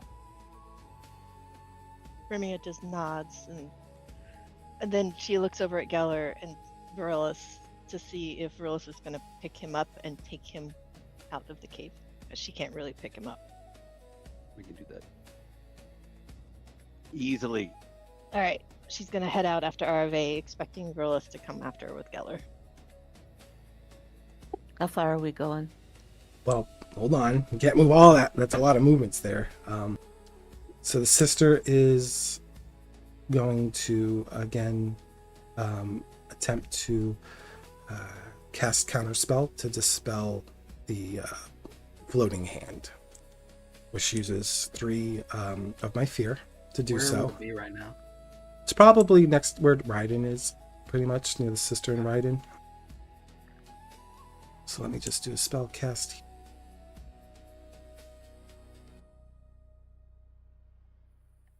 I have to roll. I do too, but these NPC sheets do not seem to have a spell cast. Looks like I just rolled 1d20. Okay. Can't cast a spell if you don't have a spell cast. Sorry. Heh. Okay. And we'll just go from there. It's an 8. Ignore the name. It's the only roll I have, though. Oh, okay. All right. You do succeed. Okay. Put that fear back on my board. So the artifact is in front of you, and spending one more additional fear, I'm just going to have the sister say to Aravae, your virtues mean quite a bit to me, Aravae. That artifact needs to remain with my sister. Do not let it leave this cave, otherwise I cannot be bound to the oaths and promises I just made you.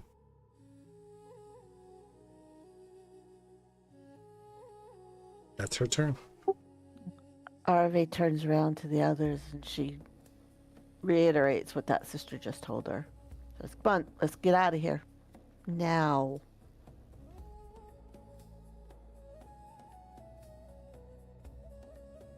I don't know Is how far I the- can go. Mage hand holding the artifact, is that what the problem is right now? Yes. Oh, okay, I misunderstood. Okay, so Bremia recognizes this and will also cast Counterspell Oh, my hand? on your mage hand. Oh my god. Bruh. Bruh. I didn't know she had that. Oh, damn.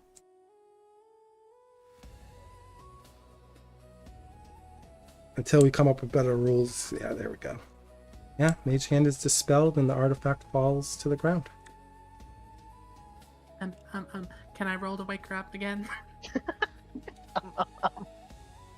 Yes, you can. Do I get a turn? You will too. Because you rolled hope. Cast mage hand again. I'm gonna die. You have to roll spellcast against her real quick though, Gellar. Okay. Oh my god! You keep her asleep. Sleep. Go sleep. Just out of curiosity, can Gellar be a disadvantage? Oh, he's prone, pinned by this, like, I don't even know how much Virellis weighs, so yeah, I think that's fair. Oh my He's god. been picked up. Well, hold on. For one, it doesn't require concentration or anything. That's And true. I assume she was just fighting against the spell itself active on her, unless it's being ruled that my concentration plays a role in that. Well, no. Okay, that's fair. Yeah, no disadvantage there, but any spells you make will be the disadvantage. Or action. Right. Mage hand. Well, Mage Hand's gone. You're still asleep, though. Good sleep. Yeah, you're resting pretty well next to the dead sister. It's quite weird. Yep, that's what she put on Thistle, though. Thistle's asleep, too. So. But yeah, now it's your So- turn, Gellar. Or whoever, I don't know. You You guys can said talk. it was it's on the floor, right? The artifact, It's near the Silver Sister, yes. Right there. like within arm's reach of me. It is. Oh boy. Aravae's just gonna hiss and just say, leave it. Let's go. Oh, you probably wanted to move the other way. Because she was, yeah. Let's see, why is she going that way? I understand the confusion because we're not on the right map, but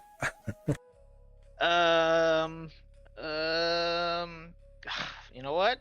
I said the thing, so I'm gonna do the thing. I'm gonna reach out to grab the artifact. I Am I mean, able to then? you grab Yep. it. It's no problem. And then I'm gonna try and toss it back behind me towards the group of them that are behind me. Towards the exit.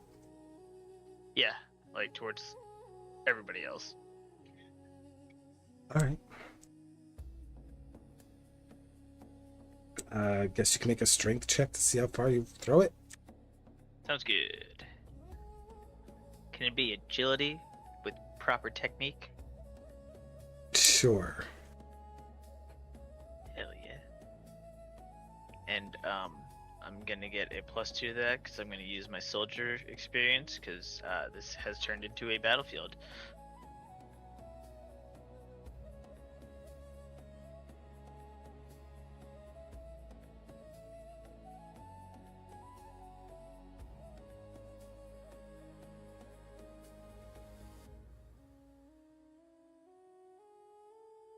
You throw it outside the cave.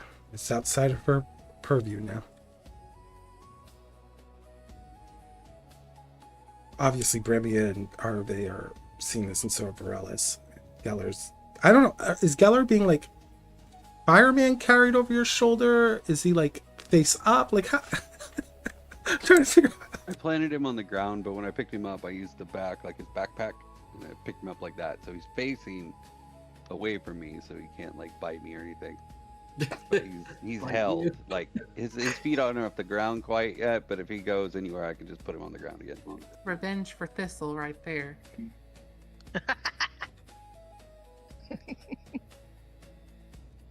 Okay. Yeah, after chucking it out at the... Yep. So she is now going to turn and use Judgment of Anchoring against you, Ryden. She's... Very good. And so... Mark a stress to root the adversary in place. This adversary is restrained while rooted and can end the effect instead of moving. Okay, so you are restrained regardless, but you can end it by being spotlighted, and then you can move. But you have to waste a spotlight to do so. So right now, you find yourself locked in place, and you hear the sister go, "You were all making this quite difficult, and this didn't need to be the case. Everyone could have left here alive, but now you're playing games, and I am done playing games." It's your guys' turn now. Bremia now turns up. Right, what are you doing? Just why? It seemed the best way to get both outcomes. Get out, No. and he gets the thingy. No, he doesn't get the thingy. He went crazy. They get the thingy and we leave. That's the only way this works. But right now it's outside the cave. And leave it there. Okay, well, can we agree that the artifact that is now outside the cave shall remain with the sisters so that the rest, all of us, can leave and not die? Let go of me, Virellis, or you will regret it. Bremia turns around and says, "You should stop talking." Yes, go ahead and roll for your slumber. Yes. Go ahead. I know what this was. Oh, this might be it.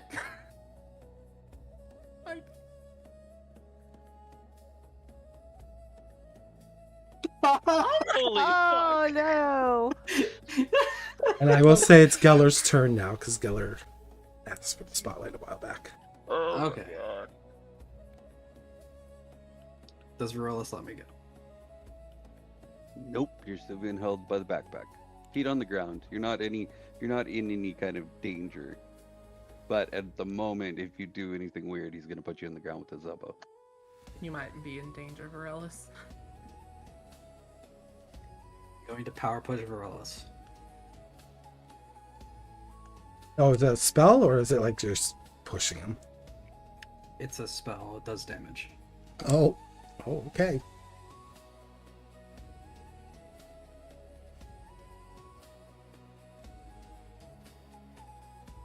It's 26 with hope. Does that beat your evasion? Yes. Oh, I didn't expect this to go PvP, guys. Jesus Christ. 8 damage.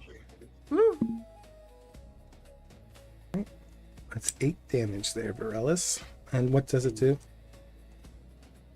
You're knocked back to far range, so out of the cave.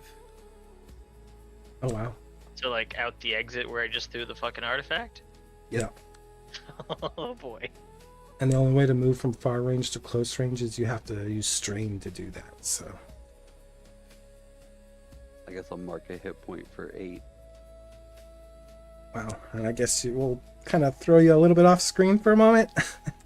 Sure. And that is hope, so it's still your I guys' just take turn. the bottom of my staff and tap him right in the abs as it gets blown backwards outside the cave. Wow. Insane. Still your I guys' see turn. that, and I kind of... Am I able to talk even though I'm rooted? Or am I, like, completely, like, stone-walled here?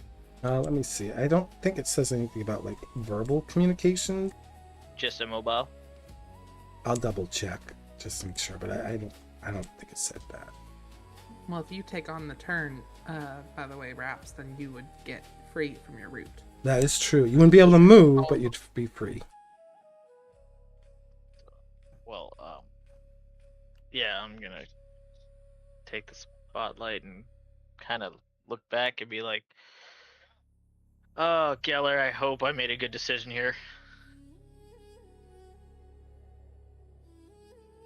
And So then do he's I. gonna kind of keep looking back then between Bremia and Aravae. We got one out of the cave. Let's get everybody out. Let's go. Sister will use fear to interject her turn this time. Oh, God.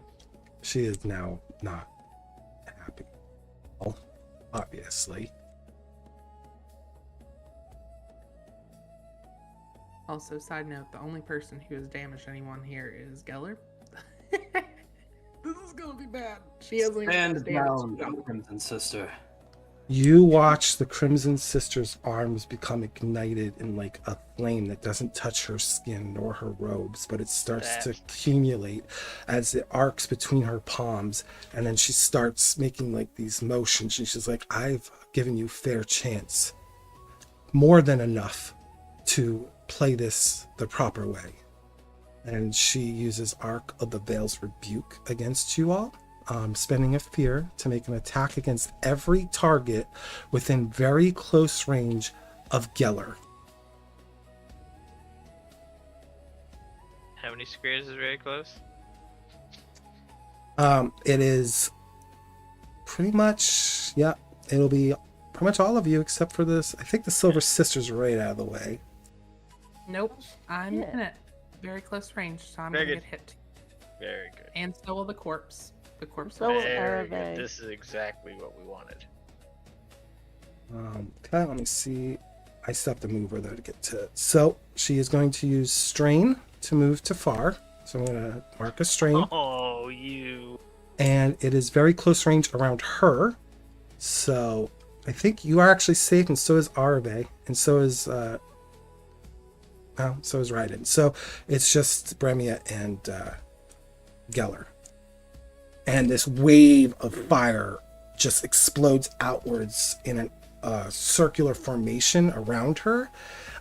Everyone, except for Aravae, Ryden, and the sisters, will have to roll. It's a 15 or higher. Let me see what it's a reaction roll, and I forgot what it was. You have to make a strength reaction roll of 15. On failure, you're pushed away far range from your current location, opposite of her. So you couldn't like go towards the cave entrance. You'd be pushed backwards. It actually looks like it would hit Aravae and No, it's Ryden. very close.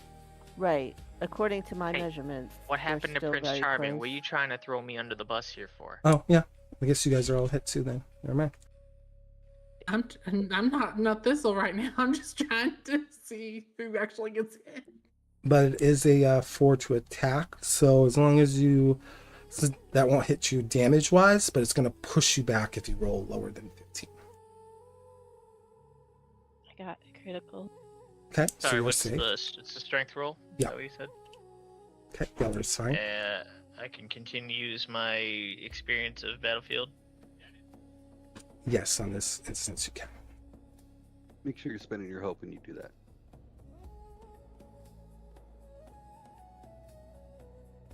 You are thrown back, Aravae, How far? to very far from where you currently are, towards the water somewhere. In the water, it looks like. Oh, yep, I guess you're thrown really far back. Don't worry, it's not actually water. You're still...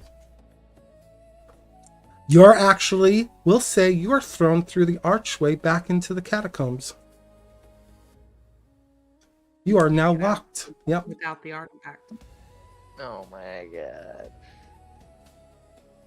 I think that's a fair assessment. So, And then Ryden, did you? No, so you're also thrown back very far. And I'm assuming probably also in which way. I'm gonna roll. I'm going to. And we're gonna see if finally I'm awake.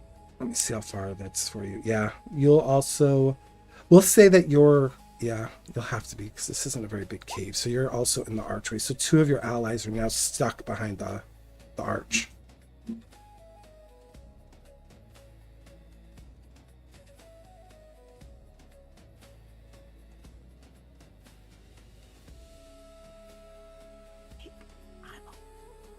All right, Silver Sister is awake now. That will be her turn, though, but I will say it's also the player's turn still. Okay, so I'm awaking. Vaeryndel is awaking after she just fell asleep. She knew Gellar did it because she kind of used her counter to try to stop him. So she's like waking up and she's seeing like what's going on. She immediately looks to her sister, the corpse, with concern, and then she looks around. I'm gonna say she looks as Aravae's getting thrown.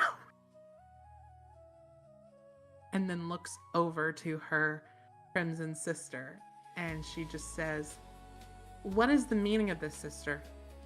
This is not what was agreed."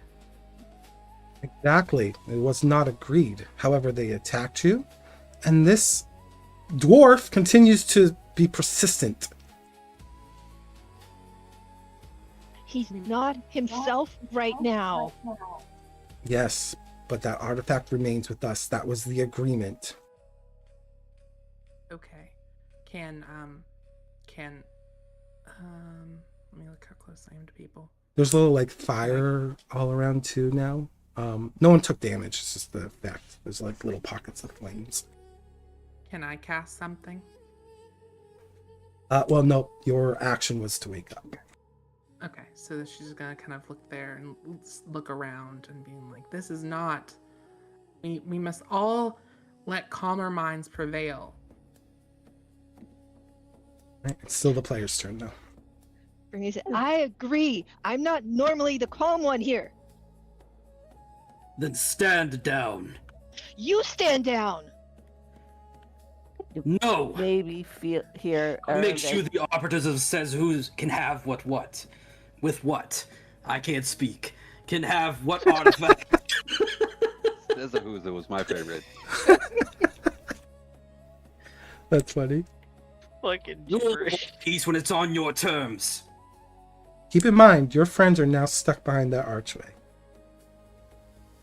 Look, it's not ideal. Any of this none of it's good.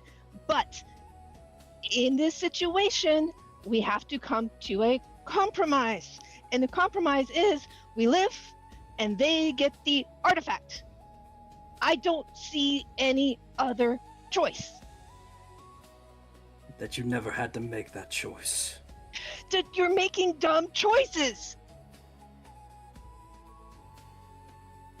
If you both wish to act, I feel like a roll might be necessary between you two to see who gets to act first. Yeah, that seems fair. Yeah. Is that what we're doing? If you guys want. Yeah. If you choose to act. Yeah. Bremia is still just in convincing mode. Man, I made a hell of a throw and it was all for nothing right now, guys. She's very confused by you, Ryden.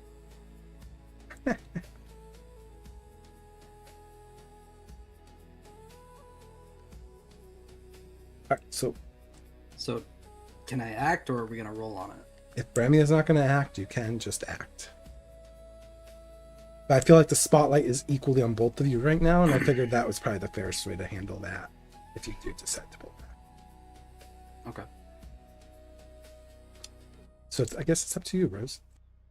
Well, Bremia is going to look back at Serenia, who's been asleep, and explain. The artifact is now outside the cave. There are 2 people inside the corridor that need the artifact to get out. And we need to figure out how to make things right again. Serenia is going to look to Bremia, and then she's going to look to Gellar, who she is still connected to his mind.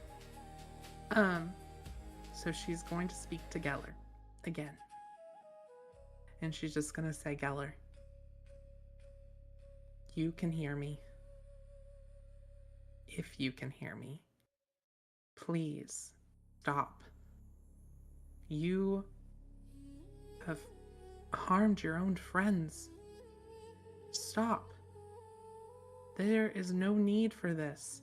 There is no purpose for this. If you continue down this road, not only do you risk your own end, but the end of your friends. Is this the path you want to take? Either way, I am dead. I'd rather go out on my own terms. Save the girl. I cannot save the girl, but I must save what I can. And that's all she'll say, and then she'll cut off the connection. I will still say the spotlight is still on you, Bremia and Gellar, just because you guys really drove that narrative. So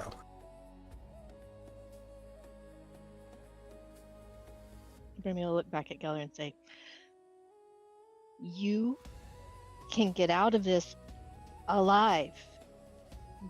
They can get the artifact, and we will live to fight another day. I feel so bad for Bremia right now. I'm sorry, Bremia. This is just the way it has to be.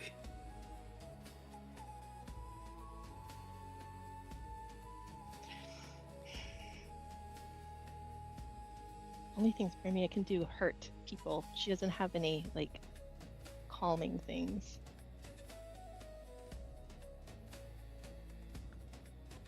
Maybe that's indicative of her time learning from Gellar. Yeah, maybe. She's like, I don't want to hurt you. Oh my god, this is like what? Obi-Wan and Anakin scene. Gotten so far off the rails. If you're not with me, you're against me. Only a Sith feels an absolute. All right. Gellar's going to attack the Crimson Sister. All right. Cool. Bremia's gonna. Can I also spend a stress to recall a card? Yeah. You can. Okay, thank you. All right, go ahead, Gellar.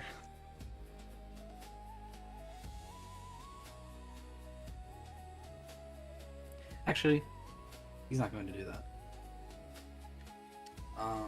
Instead, he is going to try to cast Arcane Door. Ooh. What's that do? To portal me outside of the cave. All right.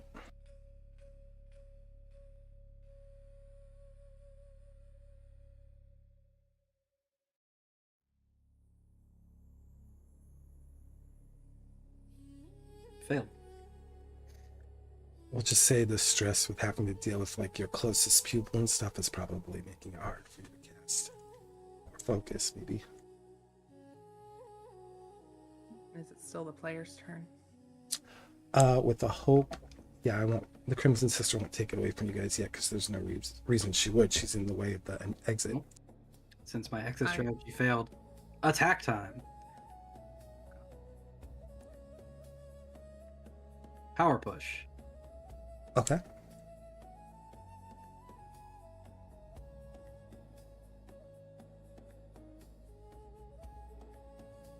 Is that against her difficulty? Yeah. You watch as she just raises her hand. It's almost dismissing the magic. It didn't hit her difficulty, so she's just kind of pushing it away. Okay. I don't know how else to describe how she resists it. Can I do something? I mean, it's still hope. The sister's not impressed right now, so she's not acting. She's literally... I'll give you the spotlight. Serenia's gonna try to cast Slumber on Gellar. Oh my god. Roll reversal here. Jesus. Holy, just is literally turning into PvP. It is PvP. Once he hit Virellis, it was PvP. Ooh. I'm going to spend 3 hope to have a reroll. Ooh, damn. I like this tug of war you guys got going on here. I'm going to spend my last 3 hope to have a reroll again. You got a critical. Can you do that? Can I? It's you're using, what are you using? Me? Wizard's Hope, Or probably. I'm using Not This Time, which is my wizard feature to spend 3 hope to force an adversary within far range to reroll an attack or damage roll. So real quick for you guys, I'll check the rules real quick just because you guys are, yeah. Nope, there is no fixed number of features or actions a player can use in a single turn. So if he wants to do it, he can certainly do that and force you to reroll. I'm gonna get a bad roll now. Yeah. That doesn't hit me. All right. Let me see if I have anything to do really quick.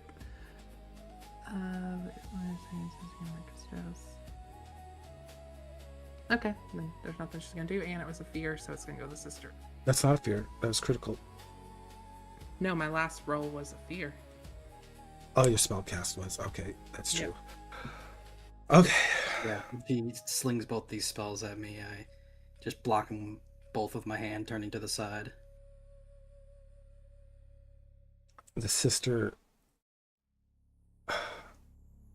actually feels bad about Aravae and Ryden. She's like, your allies did not need to suffer the consequences of your stupidity. And now look at this mess you've made. Just give us the artifact, we can get your friends out of here, and you can leave. That is my final edict in this. I am being reasonable. Strike me down, sister. Show them who you are. I don't need to. You've already showed us who you are, dwarf. That's racist. You abandon your friends like they're a wally on the wind just because of your own self-indulgent illusions. Kill me then. Shut up and kill me just like the murderers you are. When somebody doesn't acquiesce to your rule. She looks to the Silver Sister and she's like, I'm sorry. I've done everything I can to be reasonable in this moment. I have no choice. I hope you understand. I'll spend another fear. Yep, Serenia looks to her sister and then looks to Bremia and says, and kind of calls to her, Bremia, get away from there. Get away. Can Bremia move right now? Can Bremia? I spend a fear, but you can move after she acts. Don't worry, she's not intentionally trying to put you any more further danger. She attempts to do Crimson Recall, but not against you, Gellar. She's doing it against the artifact, which has no strength. So the artifact goes right into her hands, and she's like, I'm not giving this up. Now go. I have to save your friends, the ones that you put into jeopardy because of your selfish actions. And that's her turn. Bremia grabs Gellar by the arms. Let's go. Let's leave now.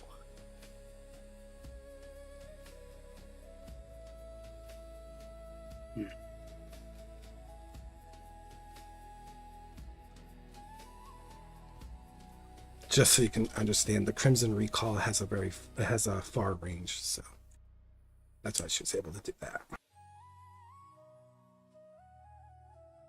Is it my turn? It's player's turn. Bremia is trying to convince you to leave. I cast Slumber on the Crimson Sister. Okay, go for it. And, no, well, I'll let you roll, but then I got a counter. Didn't hit it anyway. Yay.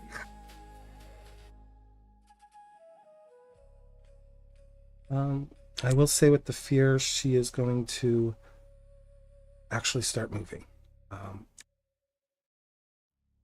She is going to spend a stress, so that's another stress for her. She's going to go to far range.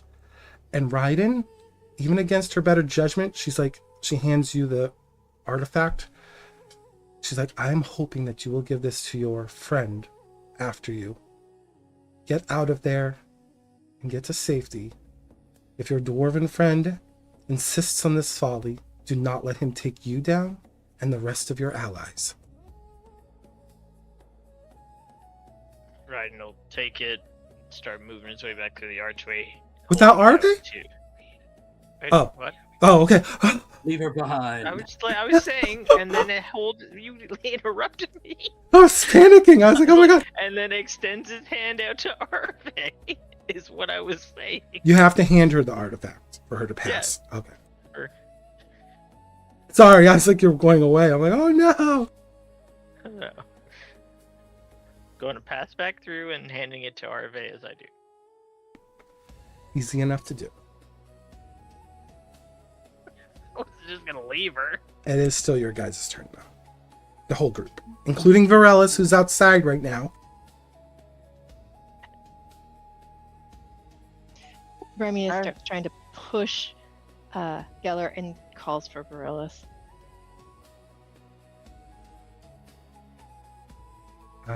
We'll do a. I'm trying to get Virellis to help me move Gellar. Okay, sorry. You want to I do a couldn't tag hear the team words. She was action? staring- Yeah, we could do that. She was staring away from me, so I couldn't hear anything. All right, so Virellis will have to spend a strain to catch up to Gellar for you guys to do the tag team, because he's in far range. To move to far to very close, you have to spend a strain to do that. A stress? A stress. Sorry, I'm so used to Star Wars. I'll take a stress and make it happen. Okay. I'll spend that hope on the tag team. Okay. Remind me, we have to go back through this tag team because you guys only done this one other time. Let's take a look. Yeah, that would be good. I think we both roll and we take for a tag team. We both roll and we take whichever one we like more. I think that sounds right. Tag team, once per session, spend 3 hope. Both PCs roll. Choose one result for both. With hope. All gain hope. With fear, GM gains fear per PC. Attacks some damage together. But this is an attack, so it looks like you choose one result from both. Okay, yeah. And this will be a strength, and then obviously Gellar can resist. So whoever rolls the highest is what Gellar's pretty much resisting against.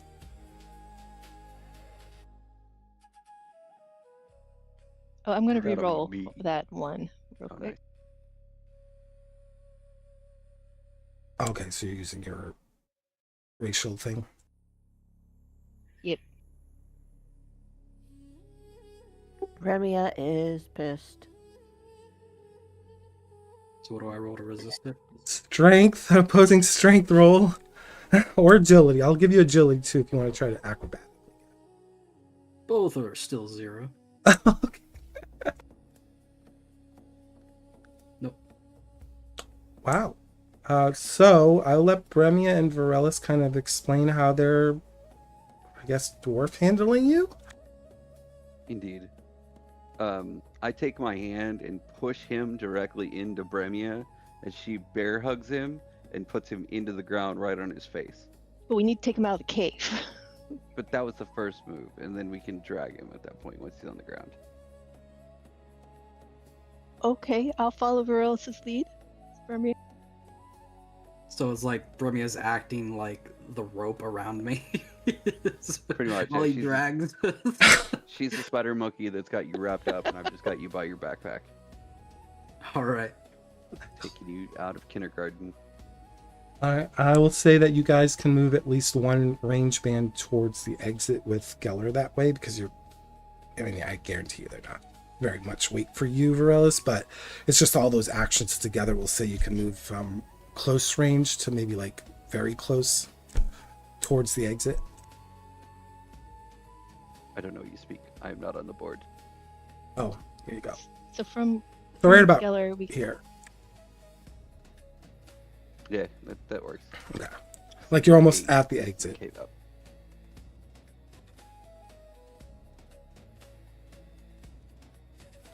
And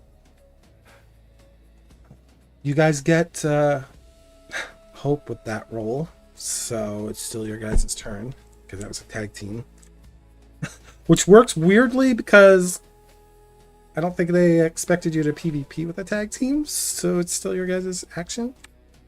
Indeed. We'll hand it off to Aravae. Oh, that's fair. Aravae haven't been able to act in a while. She's gonna do the most unpopular thing, and she's gonna hand that artifact over to the Red Sister. And she's going to tell her, Says the unpopular thing. yeah. She, said, and you wonder why I call them acquaintances, not friends. But please, take this as a token of my genuine feeling of remorse over everything that's happened. And please uphold what you and I agreed. And let us all go. I will say, because of the way you worded that, the spotlight does shift to her temporarily, and she does respond, at least in this shifting of the spotlight. And she goes, sure, all of you are still upheld into the promise I made, except for one of you. Now go, before I have a change of heart. Aravae reaches over to Ryden and says, come on, let's go, quick.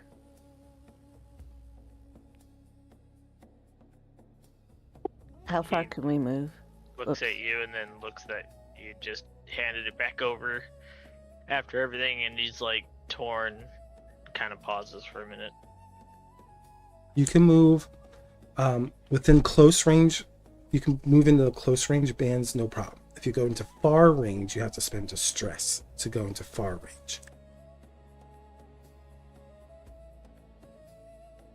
Okay, I'm going to spend distress, and I'm going to go to far range. Okay.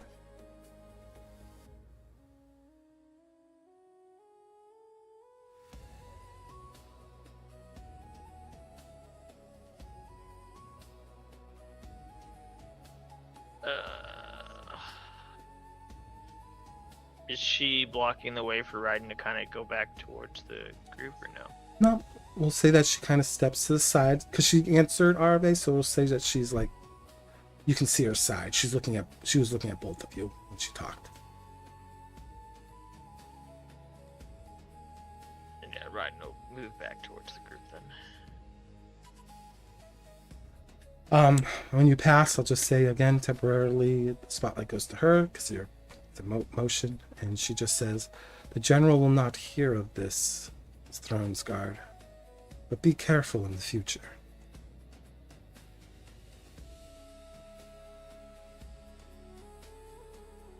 He doesn't reply to her. Of course. And then it's your guys' turn again as a group. You can decide who goes. Any 6 of you can go.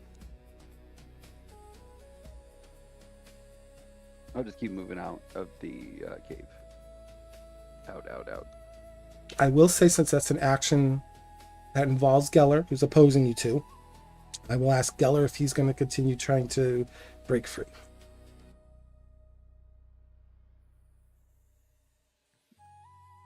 He's just gonna go limp. Oh, now I feel bad for him. Okay.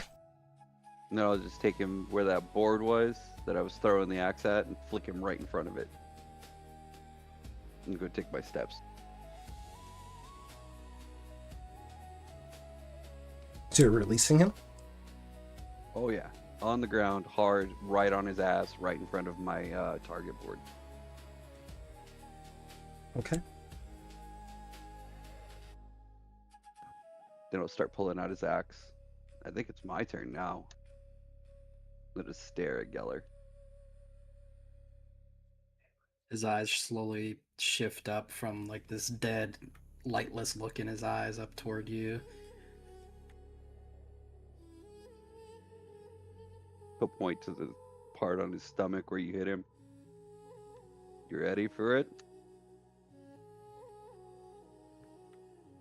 He slowly gets up. Takes his jacket off. Puts his hands behind his back like a soldier. And Virellis will intentionally bury the axe right between your feet. Before it returns back You to your have some hands. Explaining. You have some explaining to do. We'll do that later, not now. We'll just have the axe right back in his hand. Yeah. Put it on his belt and just huff, essentially. He didn't flinch. So I'm assuming 3 of you are out. I think Bremia went along with you guys. Right? Yeah, I did. Alright, so Aravae and Ryden, that leaves you guys with pretty much almost speaking distance from the Silver Sister. The Crimson Sister is slowly walking back towards the Silver Sister. I'm gonna have Serenia as Aravae passes. She's been, while this was going on, she did her levitate. I must have her say she did her levitation for her fallen sister again, so the body's levitating, and then looks to Aravae and she says, "When you see your friend Thistle, let her know I did what I could. Unfortunately, it was not enough, and I'm sorry for that." Aravae blinks slowly and nods. She says, "I understand and I will let her know. Thank you." Yep, and that's all she would say, and she'd go back to focusing, making sure her sister is okay, and then look to her Crimson Sister. Kind of, honestly, she feels a little bit defeated, so she kind of doesn't really say anything. Aravae makes her way out of the cavern.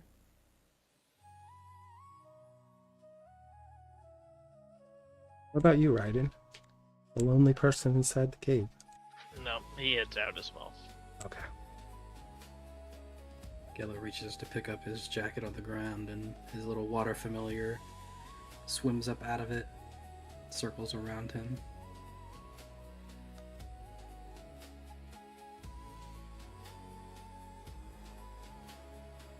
Aravae, sort of passing by him, hisses at him, but doesn't say any real words.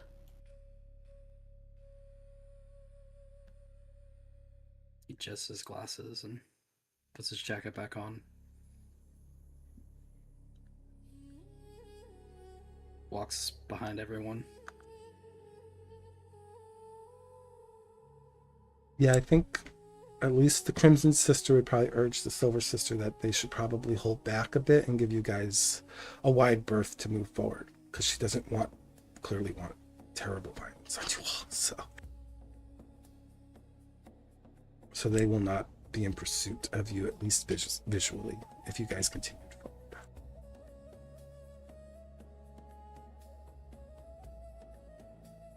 And that, I think, is a good place to stop, unless anyone wants to say any final things to each other. Now would be the chance, but I think this is a good stopping point, because I have a feeling next time we meet, there's going to be a lot of discussion. Yeah, no, that's a good place. Yep, Yep. Oh my god, that PvP insane, guys. We got some PvP! Rain. Oh my god.